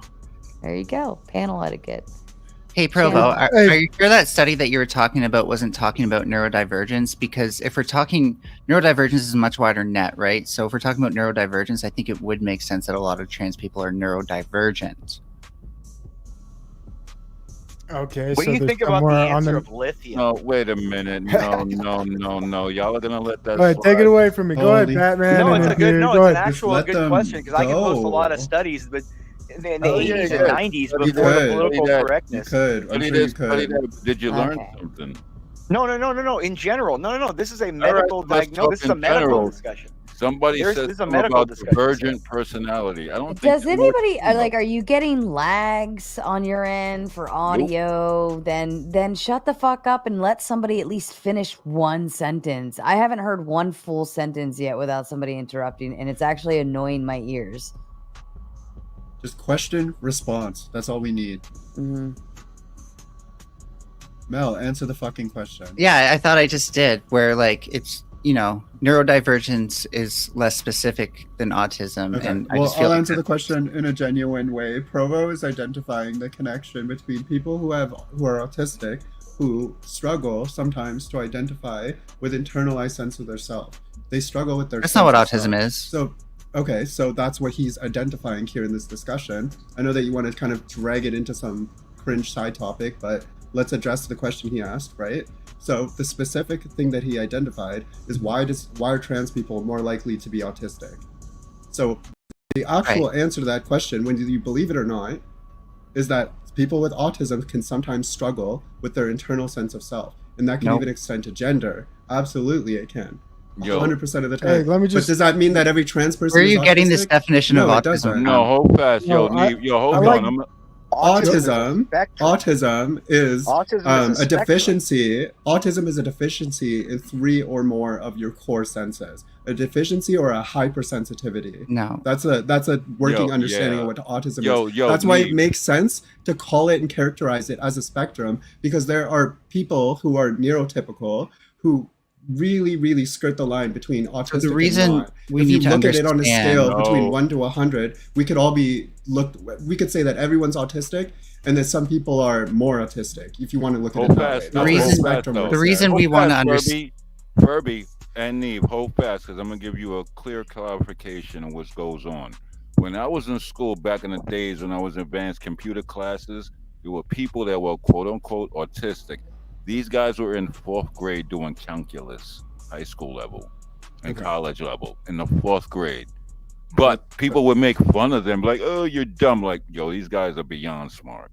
And we would go to the computer labs, using Apple IIe's and this and that. I was making video games back then, and these guys was like, "No, do it like this."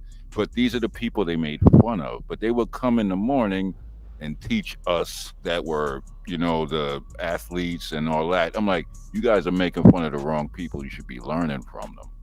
Neve, how do you make the Provo, connection? Provo, what is your reason for asking that question? My reason for asking that question is autism, afflicted with it myself. They say living with autism. It's one of my things I like talking about all the time. And sometimes I think about propaganda and the fact that autistic individuals or individuals living with autism, if you want to do proper speak, have preferential interests. And that changes over a lifetime, but you can make a preferential interest gender. And that interest can be throughout your whole life. Like Buzz Lightyear as an interest in an early childhood only lasts so long. But if you can gear an autistic child's mind to focus on their gender and make that the thing they are pre-focused on, that's really hard to think about all the time. I think at a young age. So gender identity is I 100% something. disagree. Gender identity is something that forms in the mind around the age of 5 or 6. Whether or not it forms the way that the genitals are is another question, and that's honestly how we get trans people. Neurodivergence is a spectrum, and by the way, Neve, nothing you've said qualifies for autism. I'm just going to quickly go through a very quick list. Social communication and interaction challenges, repetitive behaviors and restricted interests, difficulty with emotional regulation, difficulty with executive functioning and literal thinking. Nothing about personality there. So how would you quantify these things, Melanie? You did say restricted interest, right? How would you quantify these? How would you observe these things? Restricted interest doesn't mean you don't have an understanding of yourself. That's different. No, you're looking at the actual behaviors. I'm talking about the nature of somebody who's autistic. Yeah, so how would you actually link together hypersensitivity? Somebody who struggles in the presence of other people, too many people in a room, they feel overwhelmed. They feel how like would the you walls are link closing together in on them. hypersensitivities? That can be characterized by their, their spatial awareness, the way they feel about things. Noises. If things are too loud, again, all these things tie into someone's internal sense of self is different.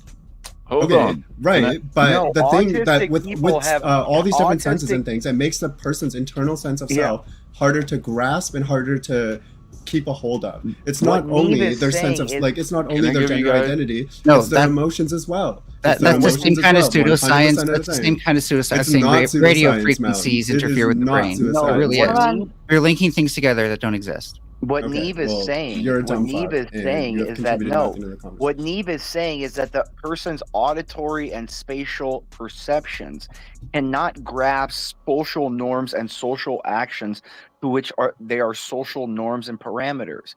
So because they hear things at a different levels, at different stimuli for their hearing or their visual inputs, they can't grasp normal reactions in social settings.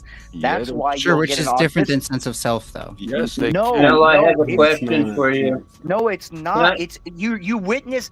You need to see a physical deficiency to witness that mental deficiency. No, in you the can also mind. see proclivities. Your sense of self, your sense of self is developed externally when you're young, and you hone it when you're older.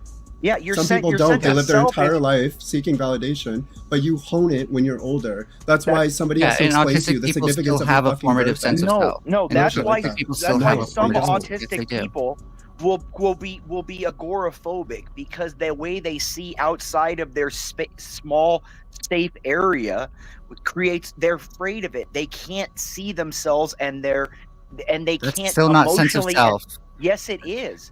The They fears mentally come from many different agoraphobia things. Agoraphobia is a mental illness. You to think where it's just perception of self that causes agoraphobia? No, no, that's It's obviously not. It's way more than that. It's so much more than that. That is And reductionist. Don Juan coming in with $1.99. Thank you, Don Juan. Shut the fuck up, Carrie. Sorry, Mom.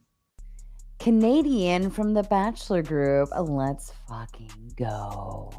And then also coming in, GS, I won a debate the other day and thought of you. Is this a thing for you guys? And then he comes in again, GS, have you helped your fellow migrant YouTubers? Yeah, I'm here to help this Norwegian beauty right here. I'm not I have a quick question for Melton. Can I have a question for I have Melton? a response to the actual discussion. So one of the big problems with this is that someone can have a formative sense of self by realizing like they're a sports fan, right? And there's nothing preventing an autistic person from being a sports fan.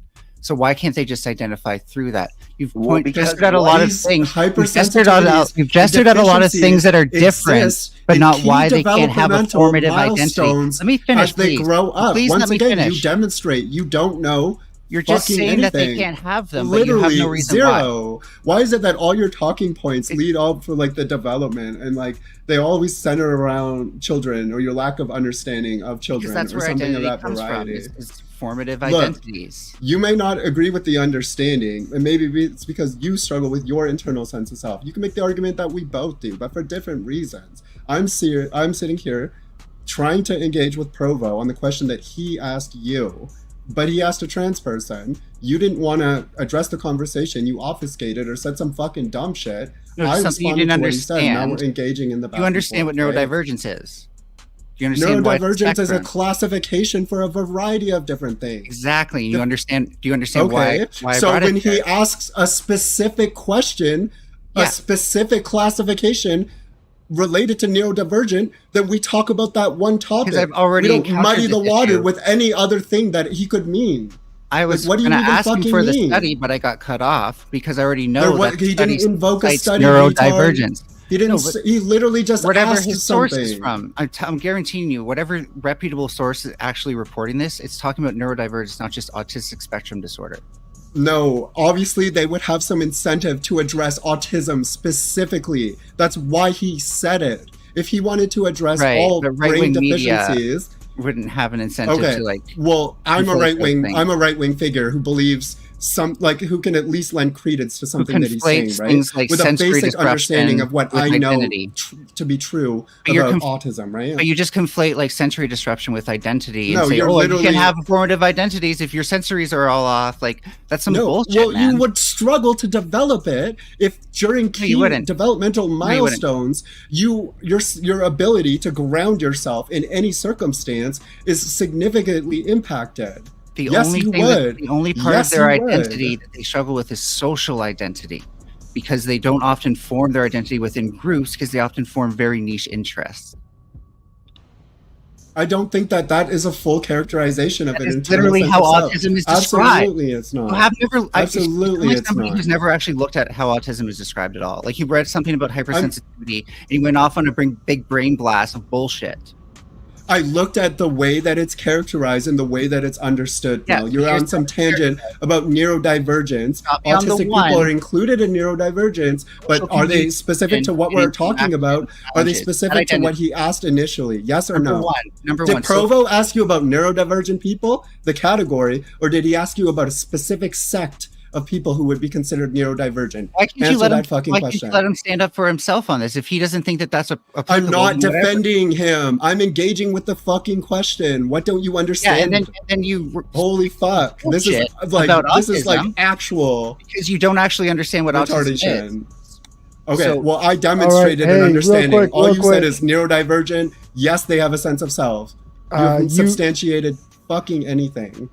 Thank you, Neve. And I appreciated, first and foremost, Neve, I thought your response to my initial question was amazing, and I received it very well. And I do understand your response to Melanie's response to my question as muddying the waters. But here's to clarify or clear the waters. I put the Cambridge study in the private chat. I missed it, sorry. There it is. It's in the private chat, and it does talk about autistic people being 3 to 6.5 times more likely to being autistic. So there's the study if you want to look at it closely. If you want studies, I didn't know we were being that professional about the debate, but I got him. So if you want to address now what I'm saying in a different light, now that you know there's a Cambridge study saying trans people are 6 times more likely to be autistic, and it's very specific under their autistic spectrum definition, I'd like to hear your response to that.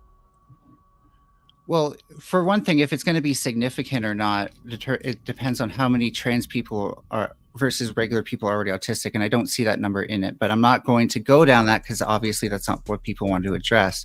Whether or not it's a mental illness, if it was strictly a mental illness, we wouldn't see a times figure. What he asked you.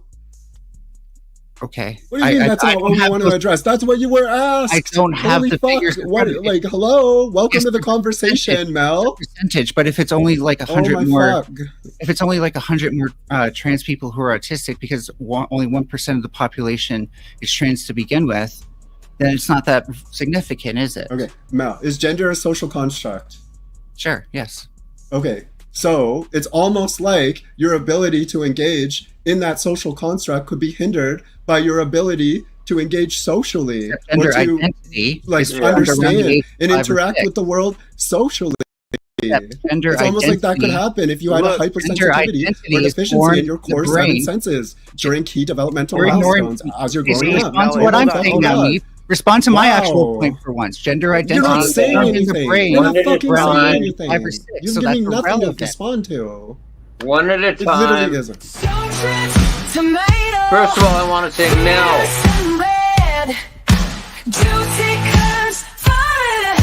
This message is sponsored in part by.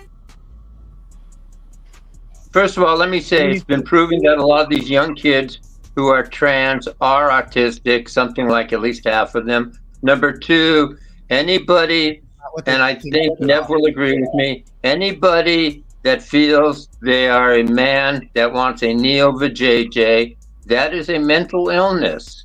Anybody that wants, I don't care if it's a mental illness, but it is a mental illness if you want. I perceive it as a mental, I don't care what the DSM says. If you feel that you have a penis and you want a vajayjay, that is a mental illness. If you want to change sexes, that is a mental illness. If you are mentally ill, you'd be more likely to come across with none of them being autistic. If you took 100 trans people, only 3 to 6 of them. So even if they're not autistic, they're mentally ill. It is a mental illness. No, we all know that at this point they identify. Like, look, it's they don't mean, that doesn't mean anything. 100 when is gender, when gender, as you understand it, is a social construct. I mean, it is. What I'm saying. Okay, gender. I am. Okay, Spicoli. I agree. If you want to change the sex. This message is sponsored in part by. Spicoli, read the fucking room. And me wanting to fuck that girl that she just showed on screen, that's not a mental illness. But if I want, wait, if I wanted to take my penis and cut it off and get a neo vajayjay, I would think I was mentally ill to want to do that. That is not healthy mentally. But what you've demonstrated today is that you don't have to want a neo vajayjay to be mentally deficient on a panel, right? No, of course not. Okay. All right. Well, So- let me. so if I have 3 out of 100 of anything, Okay. Everybody but me proves that. Furby, let me try to When lead is you 3 down in the 100 road. ever represented? You're mentally ill. When is The 3 fact in that you want to be a 100? Furby makes When you is mentally 3%? unstable. When is 3%?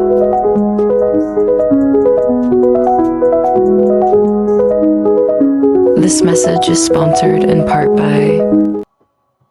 When is 3% ever representative of a community? All right, Mel. Spicoli, you got 10 minutes in timeout. You got to sit backstage. All right. Thank God. Mel, we Praise both baby know- Jesus. Hold on, let me bring it. Everybody tell Rude Mud Crab thank you. Thank you, Rude so Mud Crab. kindly. God bless you, Rude Mud Crab. Thank You're you, the Rude Mud best Crab. person. Fuck you, Rude Mud Crab. I'm not worth $10. What's up, everybody? How y'all doing? Go fuck yourself, Rude Mud Crab. Shut up! I have one rule. One fucking rule. And ride, you're gonna have to fucking figure out your internet and also go away from the bar because we hear all of the background noise. Jim D coming in with $1.99. Spicoli is right. It's mental illness. Thank you, Jim D. All right, Neo, the floor is yours. Hey, why are we all angry tonight? What's going on? I don't know. It's a full moon. Just annoyed. It's a full moon. I'm actually at a bar, so I hope it's not too loud here. It is a little bit. Oh shit! I'll go mute. Ambiance. Hi, everybody. Hi, How you Neo. doing, brother? Hey. All right, generally specific. What say you? Ooh, yeah. Do anyone have a hot poker I can stick in my eye that get in between this topic? No, it's this one's a tough one, dude. I just think people should be allowed to be who they are. I mean, at the end of the day, I don't have to agree with it. I don't have to like it, and I don't have to be around people that I don't feel comfortable being around, and they don't have to be around people that they don't feel comfortable being around. So I don't know.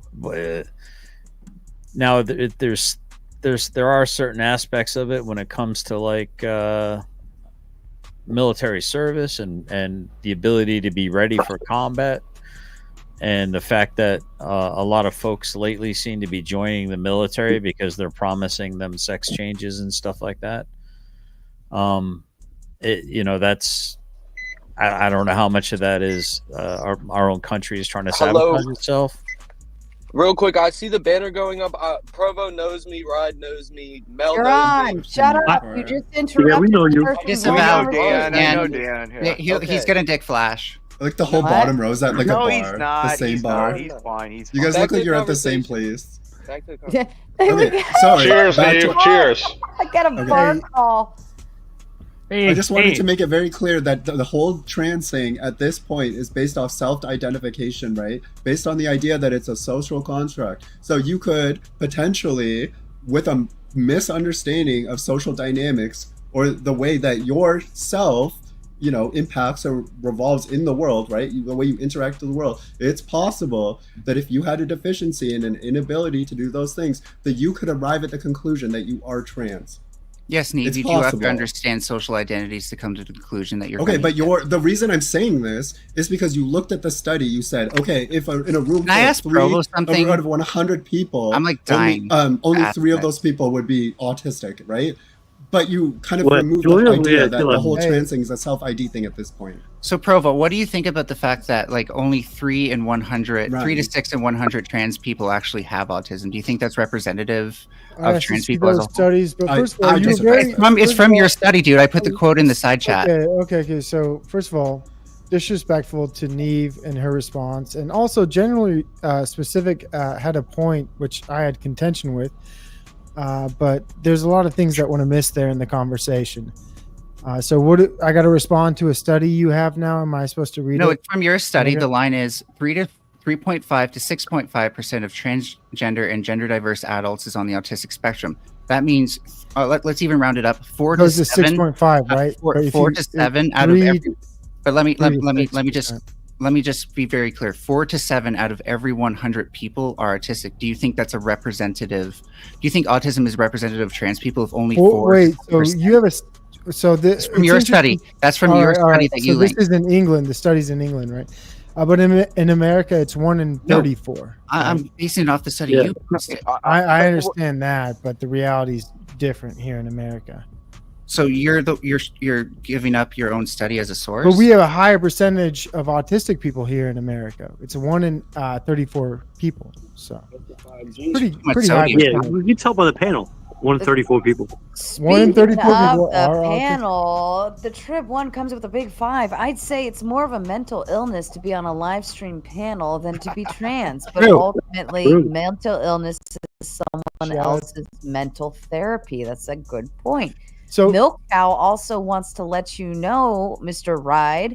Can you tell Ride I'm attracted to him? Milk Cow. Shout out Milk Cow. Shout out Ride. Let me know. Let me get that number. Congratulations, Ride, first and foremost. That's awesome. Happy right, for you're you. going to be on the next speed dating show, right?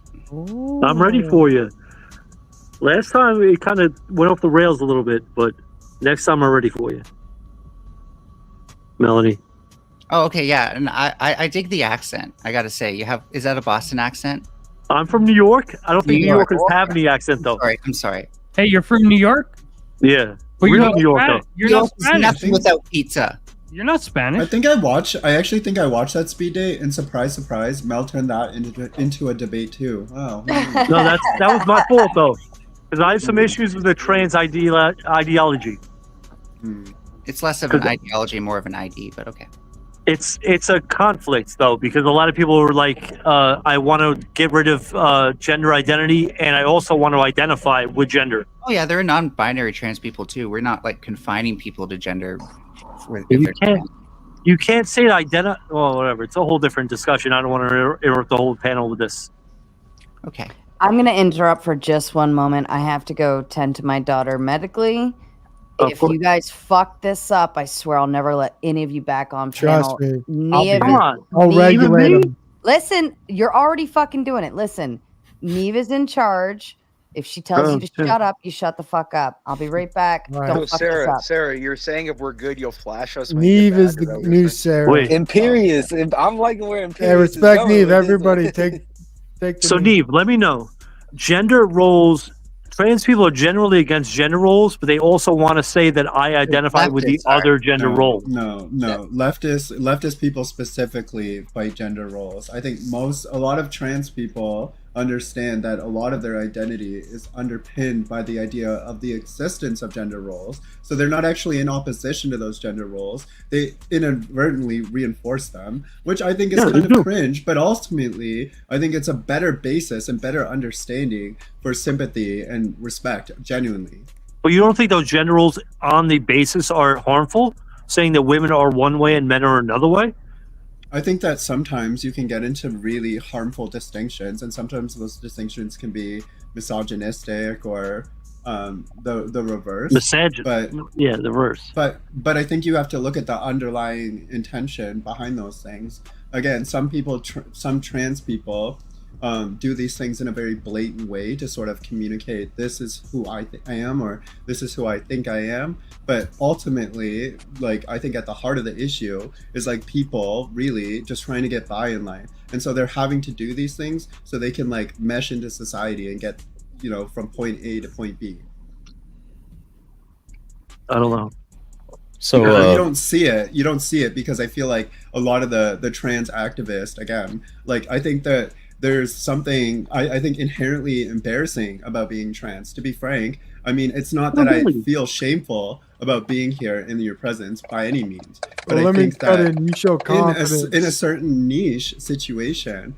I mean, there is a bit of it that's like, there's a thought process in the back of your head that it's like, well, I would have been better off if like I was, through and through consistently, a man in thought process, in my brain, whatever, right? Like that would have been easier. It would have been easier if I was just born a woman either, but here we are.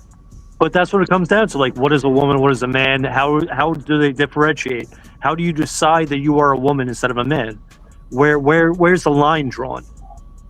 Yeah, I mean, and again, it's a really, really nuanced topic. It was a lot of different nuanced takes on that. And I think that ultimately, the way I boil it down is priorities and how those priorities play out in someone's life. I think that you can look at the nature of women and the nature of men and how they prioritize different elements of their life, assuming they're going for some long-term goal.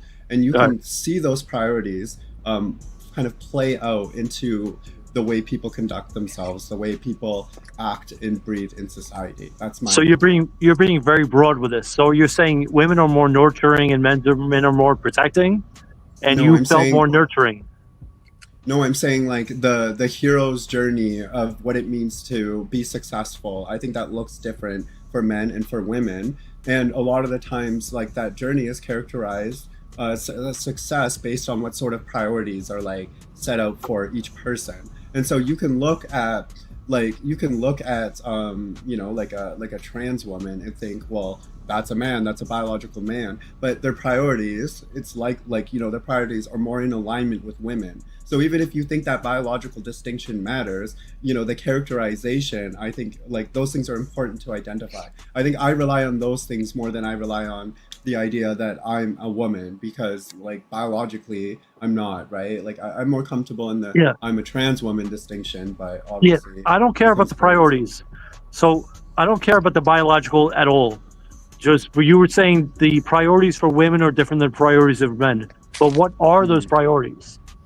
Well, I think for men, I think that a lot of the times the journey becomes like, how do I become some form of a leader? Like, how do I establish or build some sort of foundation for myself that can then, like support other people, whether that's another woman, man, whatever the fuck, so that you can then support a family. I can agree with that. With women, it's a little different. And I think that that's more centered internally on like your personal journey, the things that you do along the way to get to whatever goal. If you want more like tangible examples, I would say like getting married, getting a home, like little things like that. You could argue both genders do those things, but they go about it in different ways. And I might cut in and create some contention with creators, because that's kind of also the theme of the show, right? Yeah, go ahead. We don't have to talk about it. So generally specific, you said like, oh, I don't care what people do, like, oh, as long as it doesn't affect me. But the problem with people like you and people that's exactly what you said. It's not exactly what I said at all. It's pretty damn close. All right, go ahead. Continue to Spurg. It's pretty. I'll continue to. If I was offensive at all, Neve, I'm sorry, by the way. No, not at all. Yeah, you were kind of offensive. Just kidding, right? Bride's a nice guy. Yeah. Get a helmet. Life's tough. I'll get a helmet. Life's tough. I already have a helmet, dude. But here's my issue. When you allow people to do what they do, then you unfortunately are raised in a society where you send your kid to public school, and your idea of like, oh, well, not in, as long as it's not in my backyard, it doesn't bother me. Well, you're mischaracterizing me again, dude, and it's very cunty fucking way to be. Oh, that's cunty behavior? Yeah, that's really cunty behavior.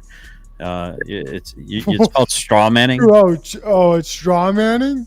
Yeah. Are you crazy? Oh, go ahead, Provo. Go ahead. So why don't you clarify? Continue to Spurg. I'm just trying to make a point. To your point is that you're misstating my whole case completely. Very simply.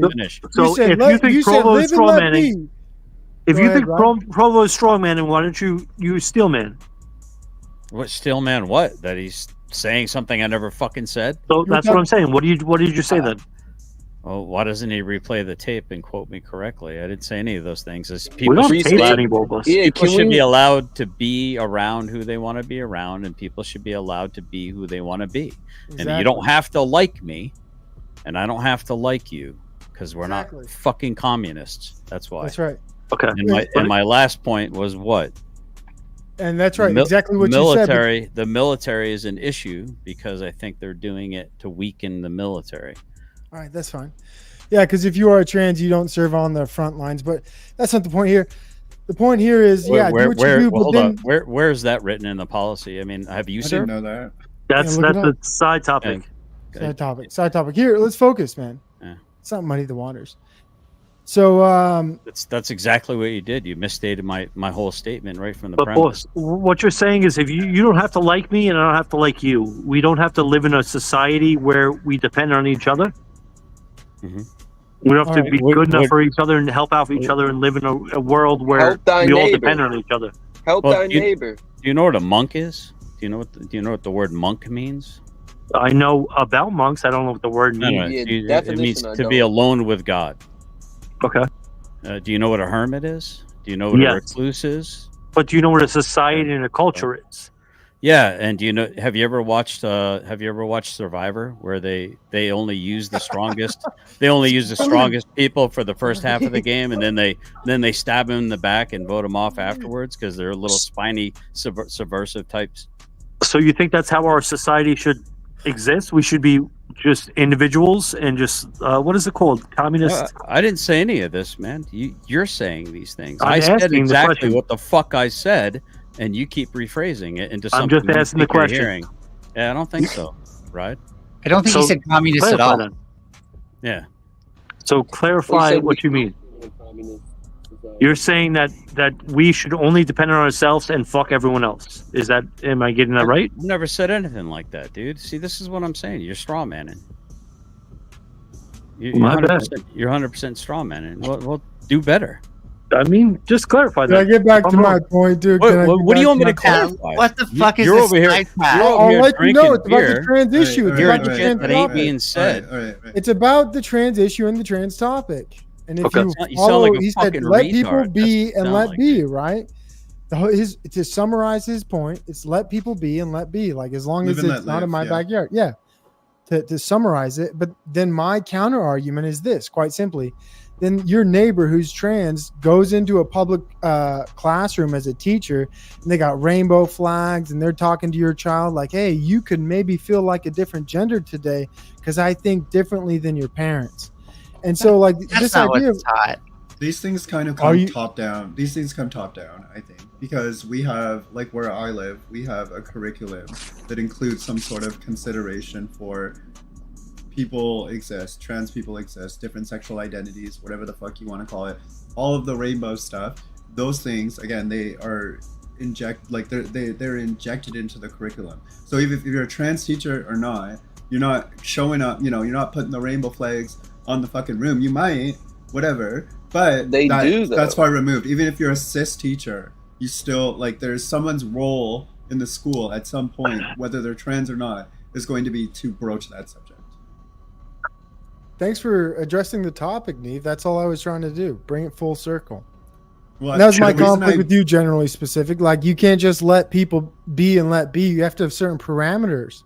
You can't just have your Right. kid going to a public school and having a teacher with rainbow flags everywhere. And Yeah, that's this just not idea how where- it works. Where did you? It does. Here's the reality. You know how bad. I would like an pe- opportunity to respond to this. Okay, straw go man. ahead, dude. Go ahead. My Okay, apologies. hey, Provo, do you lock your door at night? Do I? Yeah. I don't. Me? Yeah, I'm I not- leave my I'm car talking to unlocked. Provo. Why? That's a really personal question, dude. I really don't want to get into like what I do in my life Of and courd like you wouldn't. what I do with it. I That's do a not weird lock question my to door ask at night. people. It's I don't know I leave where my you door live at or night who locked. you are. You leave shouldn't my ask me car that unlocked. question. It's way too personal and it's a little That's bit not a creepy. personal question, dude. All right. He doesn't know where you are. Okay. Sure, buddy. It's He could just be a veiled, Fed. I don't though. know who he is. I Yes, thought you it's said, yeah, veiled. GS, Provo, I I lock my thought- door. I I lock thought my you- door at night. I thought you said you I had a don't. helmet, Provo. What are you scared of, man? I just don't like put it people on your asking helmet. me like we're talking Put about on a your helmet. topic, You'll be and safe. It sounds Maybe like you're hide getting underneath the personal blanket. about my life, dude. What I do in my life. I don't like that. Well, why don't you just leave your door wide I open? don't like I do. you talking about my personal life and what I do. We're Yeah. not doing that right now. Am So I A lot asking of you us, about your a lot of us personal do life? leave their door open at night. Okay. I don't all lock right. my door. All right, Provo. That's all right. I know all my neighbors. straw I don't manning. lock my door at night. That's Okay, weird. that- I know all my neighbors. I don't got nothing to worry about. So I just forget generally sometimes, and specific, I live and leave let my live, shit Provo. You think that there's some sort of problem with that, and then, in my opinion, I feel like you caricatured the issue by saying that it's trans people injecting this sort of thing into the schools. My contention with They get those that there? is that it's top down, based on some collective. Sorry, to further substantiate, I didn't say this initially. so like based on some collective ideal that trans people should be afforded some degree of sympathy. Again, it comes from the government, and then it whittles its way down into like different areas of society. If you have a different understanding, I'm curious to know what that is. But as you've stated prior to saying like trans people go and saying, everyone, my gender pronouns are mixed mer or whatever the fuck, I just don't think that's honest. I think those are the TikTok influencers. That makes sense. I appreciate that perspective. If you have a balanced and a well-taken approach to most of my issues, so well, no disagreement. But the thing about it though is that when it comes to the trans stuff, like I understand that it's so ideologically driven that I actually don't even like talking about it. I think it's super fucking cringe 90% of the time, because every single time somebody wants to talk about the discussion, everyone starts to like inject their own personal kind of feelings about gender, society, or like the way they should or shouldn't be, but no one ever seems to want to come to the table with like working facts and understandings about things. Like one of the biggest examples, I think, and I know that a lot of you guys are in the US, so this may be state specific, but like I'm Canadian and there's only so many provinces, and most Canadians for like gender transition, they follow like the WPATH standard of care or whatever for gender transition. And one of those key like milestones or whatever, like the criteria you would need to meet to get whatever trans surgery, you have to be like 18, right? Like you have to almost be an adult. Like Canada, you're an adult at 19. In the US, you're like 21, I think.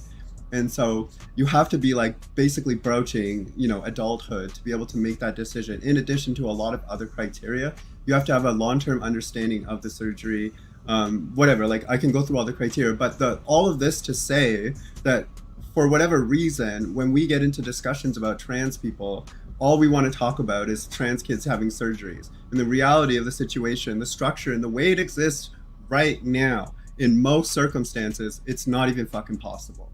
And this is like a internal issue that I have with the discussion, is that no one ever wants to approach it genuinely, in my opinion. And another thing I'll say to my discredit is that like I'm significantly biased, 1000%. I don't think it's in an ideologically driven way, but obviously I have a interest in there being some sort of like positive outcome for trans people as a whole, because I benefit. So it's a hard topic for me to not get emotionally attached to, right? And I feel like that would obviously, like, I'm not asking for sympathy, but that's why I avoid it. I'm sorry, I don't know why. No, it's a great point. Yeah. Well said. And it's a tough topic to talk about. And the only reason I brought up autism is because of regulated interests, right? So your interest a lot of the time when you're trans, I'm assuming, is your gender and how you feel.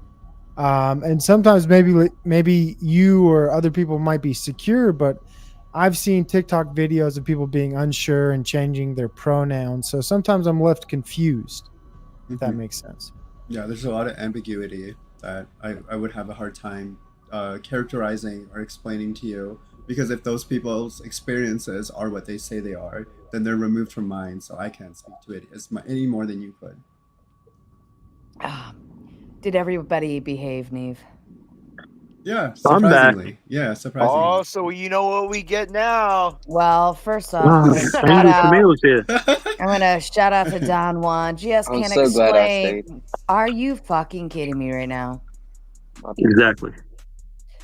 Don Juan coming in with $1.99. GS can't explain, but you straw manning me. LOL. Fair enough. Thank you, Don Juan. And go ahead, piss him off some more, GS. I crushed GS, dude. GS doesn't know. I crushed him. He's so insecure sitting there right there in his chair.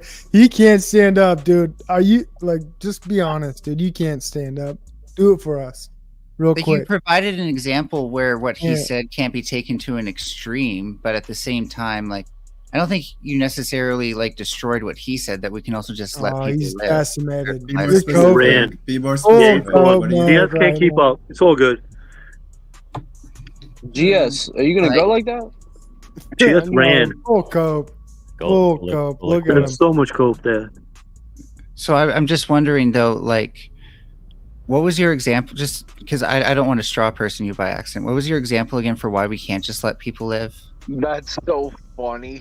Did you say straw person? That is Yes, I did. hysterical. That I'll let just you know. made my night. That is the Minutes funniest in. thing I've heard in a long time.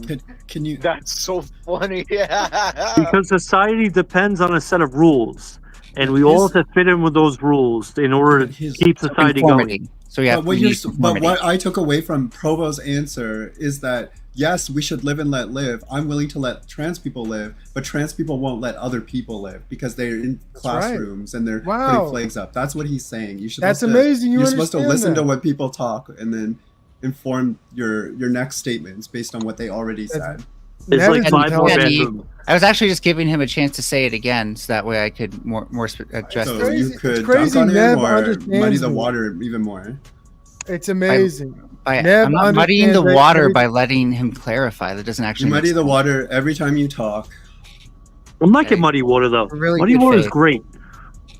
You get the facial, the muddy water. Nev's smart, dude. Nev's smart. Blue skin. Well, let me muddy the water some more with the $1.99. Will the real GS stand down? LOL. Oh, GS is scared. GS, what did you do to Scared piss off Don Juan? Come on, GS. I'm just here to make you money. That's all. I'm just here to look. I chew bubble gum. I'm incredibly handsome. I'm exorbitantly humble. Those are my three greatest traits. And I make Sarah money. That's a bonus. What's the saying, GS? I'm here to chew bubblegum and kick butt, and I'm all out of bubblegum. That's the saying? No, that's not what I said. See what you got? You got wax in your that's ears. from the movie. Look at It's from the you, movie. dog. Look at you, dude. You got wax in your ears. Duke man. Nukem isn't it a video game? Oh, you're talking about Duke Nukem, dude. That's what you're This talking. guy's sweating. They Live, I think, is the movie. This No, guy's it's from Duke sweating over here. Yeah, but he's quoting Duke Nukem. Look at him. Don't sweat. Oh, actually, you know what? Duke Nukem might be sweating. quoting "They Live." Go smooth. Might be exactly Sweating. right. The moon on your forehead. Yeah, I'm You might old. be right. Right. I'm I've old. never seen that Yeah, one. it's from. Are you- It's from. the You moons know are the actor not was before Rowdy Roddy Piper. Yes, it was a great movie. Rowdy All Piper was right, the I actor. think it is time to shut down. Let me give Sweating everyone and a dirty. little reward for behaving. Thank you so kindly for. Horsey. You want the horsey? All about the That's me. smile. If I get tomato smile, that's all that matters to me. There you go. Sam. Yay. This message is sponsored in part by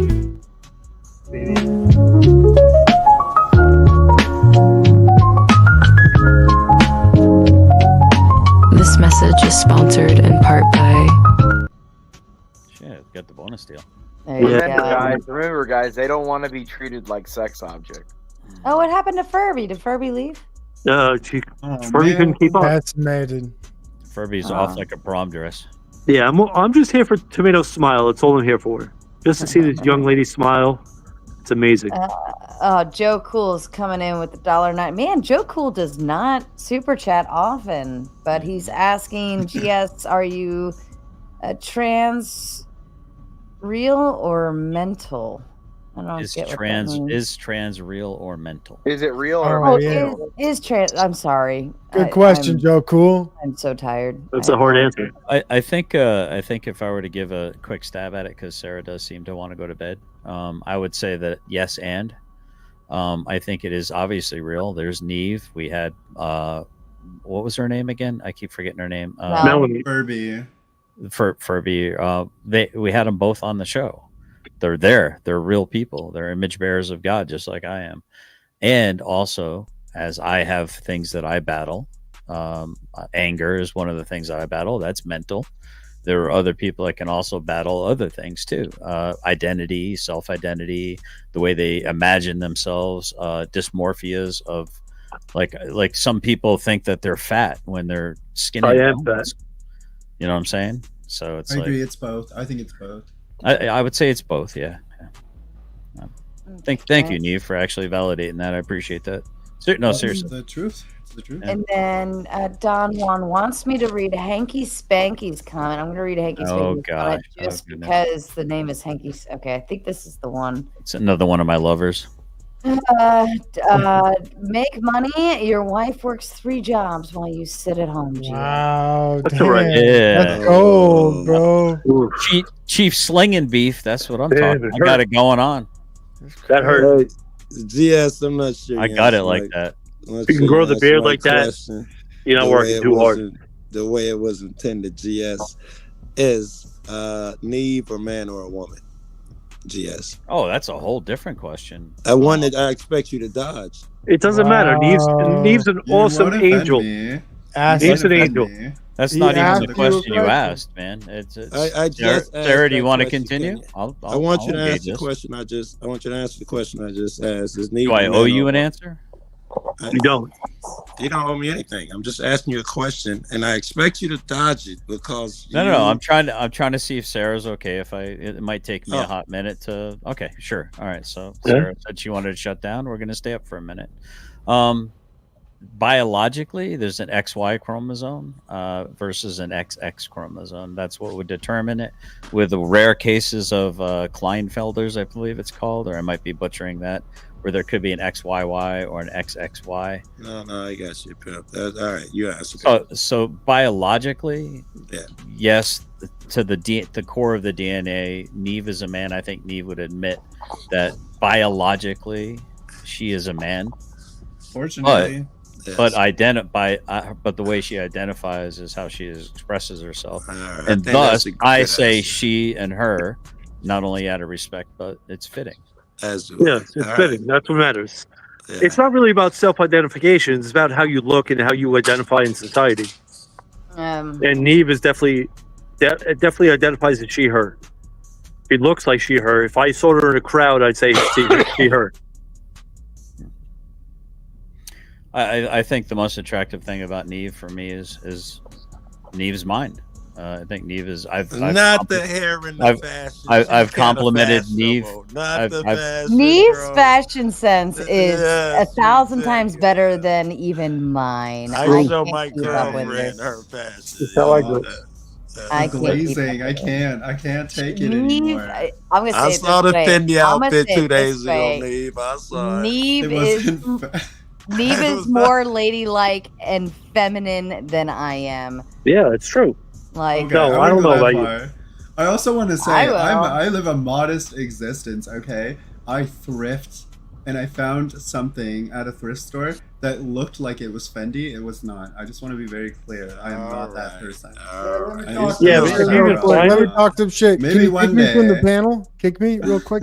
But hey, yeah, Neve, I know you're thrifty, and GS, you're supposed to kick me real quick. GS, come on. Why would I kick you? No, go ahead. How can he kick you? Neve, if you can find kicks that look crazy, You gotta how kick me good from look the panel. you're looking, you got good Come taste. on, I'm waiting. Kick me. I've been to thrift stores. They don't hook me up to as much as you know how to find shit. This is crazy. Why are we You gotta know where to kicking? look for. You gotta I don't know. remove me. You gotta remove. I'm not here. Going on. I'm not here to kink shame you, dude. Whatever you want to get kicked, stepped on with high heels, Yeah. whatever you're into, dude. You do you, man. Let remove your freak, me. Let's go. Let your freak Get me out of here, dude. fry, bro. All right, Get me out of here, dude. Does he know whose panel he's on? Or I have no idea. You gotta leave. It was He was a little lost in the sauce. It was really nice to talk to you, Tomato. yeah, for sure, Ryan. Are you heading out? I don't know. I think you're ready to throw everyone out, right? Well, I'm gonna head out. Tomato. Thanks for having me up. Later, guys. Wow, I'm pretty good at that. Bye, Imperial. Everybody's leaving, right? Right, Man, you in the I'm city? good. You in the city or are you in the suburbs? Long Island. Long Island. Hey, I'm I had ruining a the house. panel. I'm ruining I had- it. It's I had a over. house- Hey, I I don't had want a to hear house you in- talk. I had a Panel's house in over. upstate New York. The panel's over. Which part of New York? though? Provo, they were upstate. conversing In the about country. Hey, the panel's You over. have cows guys. and horses. We're Yeah, I was- leaving. I was Say born your in goodbye. Connecticut, This is though. your Connecticut. Provo, conversation. shut the fuck up. No, Provo's You gotta kick cool. me. They He were wants you to kick actually it. engaging He in a wants you to nice kick him. Fuck conversation. these Let them guys. fucking talk for a minute. Who are these guys? Fuck them. Hey, Who are these guys? Bye, I've been riding. Provo. Provo's known me for a while. I know he can chill. Sarah, this is sometimes. your first time with me. I'm sorry if I did anything wrong. You're good people. I love you. OPC's my boy, and I know he throws donuts all the time out in this channel. Oh, we love OPC. Yeah, he's good people. Provo never sat. Changed my mind. Yeah, I he definitely. Hemorrhoids. I concur. Oh, that was man. a good one. No, He's gone. I was gonna say he sits when he pees, but he's not here, so I can't talk smack. Oh, that hurts. All right, That hurts a little bit. Ride. Final thoughts from you, my man.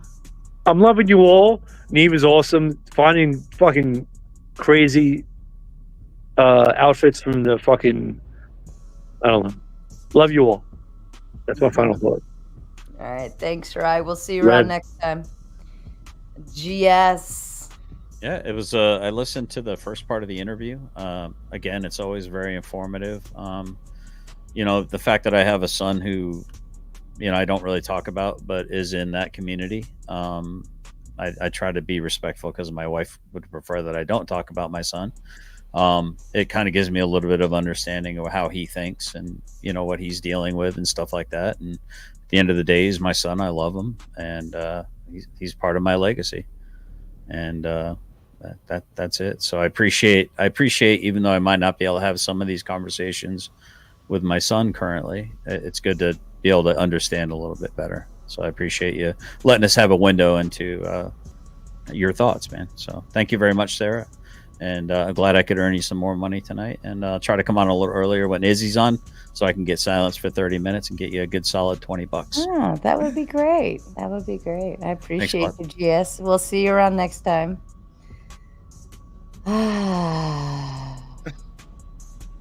These panels, I mean, it's not necessarily bad or anything, but it's exhausting, you know, because it's you know, like a roller coaster, and you never know when it's gonna pick up and drop back down, and yada yada yada, and it's very exhausting. Well, I've talked to you about this. I'm a stickler for the. Remember when I was telling you, I was like, you know, if this was a podcast, you know, and I wasn't listening, I wasn't watching, I was driving. Like, could I understand what was happening? Like, that in my head is like the number one thing. But yeah, somehow we ended up on the trans thing. I don't. It's a panel. The panels. I don't know. Yeah, that's weird.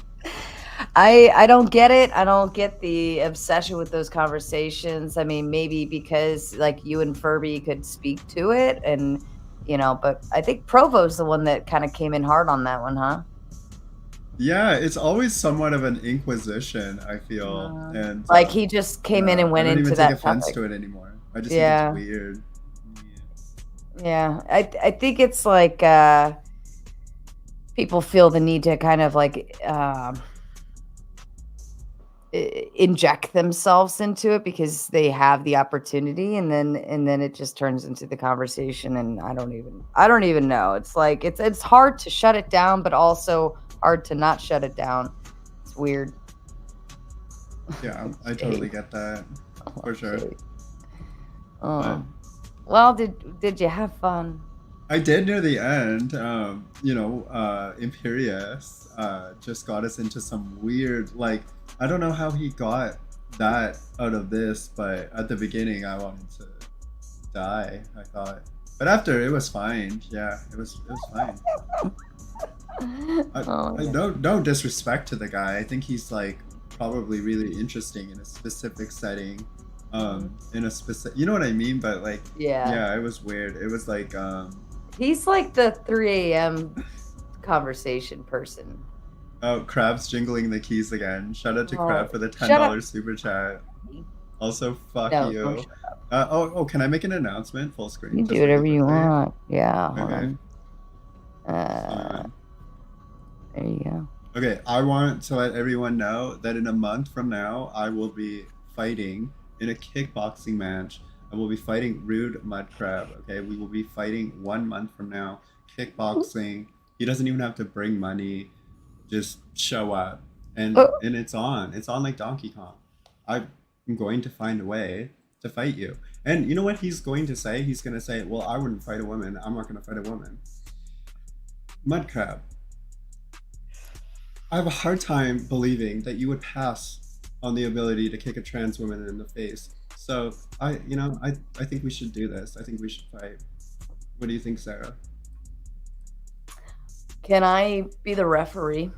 You can 100% be the referee. I think the tail of the tape is like a little skewed, but that's okay. I think he's got like a couple feet on me, but that's okay. I kick high. How tall are you? I would imagine you're actually what, at least 5'7", 5'8". 5'7", yeah. Oh, that's pretty good. Yeah, see, you're probably a pair of legs too, huh? Yeah, leggies, very, very, very leggy. Yeah. So you probably do. Like we would all definitely have to spread out. Oh, shiza. Anyways, 1 month from now. I'm looking forward to it. Ding ding. If it doesn't happen, the assumption is that he pussied out. Just to be clear, I'm establishing that right now. Right back in the Babylon's corner now. Come on! Get out of there! Come on, spin him out! Anyways, well, this was fun. You hung out with us all night too. Yeah, I did. How long? That was like 4 hours. Wow. Made it. The last 2 went by very quickly. Yeah, I feel like it flies by pretty fast because usually the first hour is kind of like a chitter chatter, and then people start coming on, and then you get a little bit of crazy, and then it calms down, and then it gets crazy again, and then it calms down, and then the last tidbit's always a shit show. So, but any final words to everybody? Yeah, Crab, how tall are you? Yeah, let's see. Come on, Krabby. How tall are you? Come on. Sarah wants to go to bed.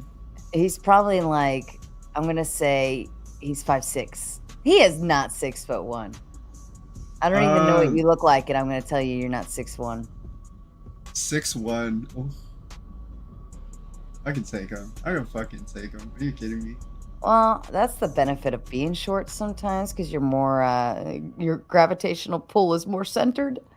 You know, the dog in the fight. It's the size of the dog in the fight or something. It's not the size of the dog. It's the fight. Is it the fight in the dog? I don't fucking know. I'm a chihuahua, but I bite hard.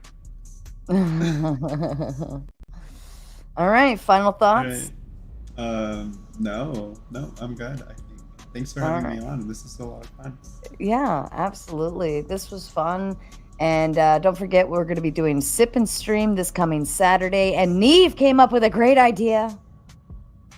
Ooh, don't tell him. Don't tell him. No, I'm not going to tell him. But it's going to be fun. And it's very, very engaging for both the chat and the panelists. You're going to have to work for it. It's going to be great. And I'm going to be drunk laughing at everybody because Saturday night is my night to drink. I get so excited for my 2 drinks. Anyways, everybody else. Oh, and I do have Moderator Monday coming up. We're working on this. It's a great one. I've got a great panel set up already. We've got Team Fatty, Torsha, Fairy Queen, and of course, Andrew Wilson is back again. I'm excited. It won't be a hot seater, but we will go into open panel afterwards. So, everybody else, fuck off. If you thought this show sucked, well, you could have been watching something like this instead. All right, I'm gonna get low with it, Michelle. I'm gonna get low there. Oh, low. Oh yeah, right there. Okay, people. Oh yeah. Yo, listen up, I got a tale to tell about a sexy tomato with a fury from hell. All the other folks. She's not the best looking woman, but she's very into submission. Really into it, so is the husband, which I like. He likes there to sit there and watch her get dominated. Mr. Chaco!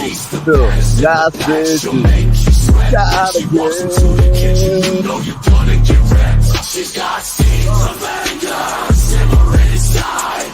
One long move and she'll take you for a ride. She'll throw shade with her skin so red. Her temper's like a flame burning through your head. And swinger syndrome is people that think that they're little sister, what's your problem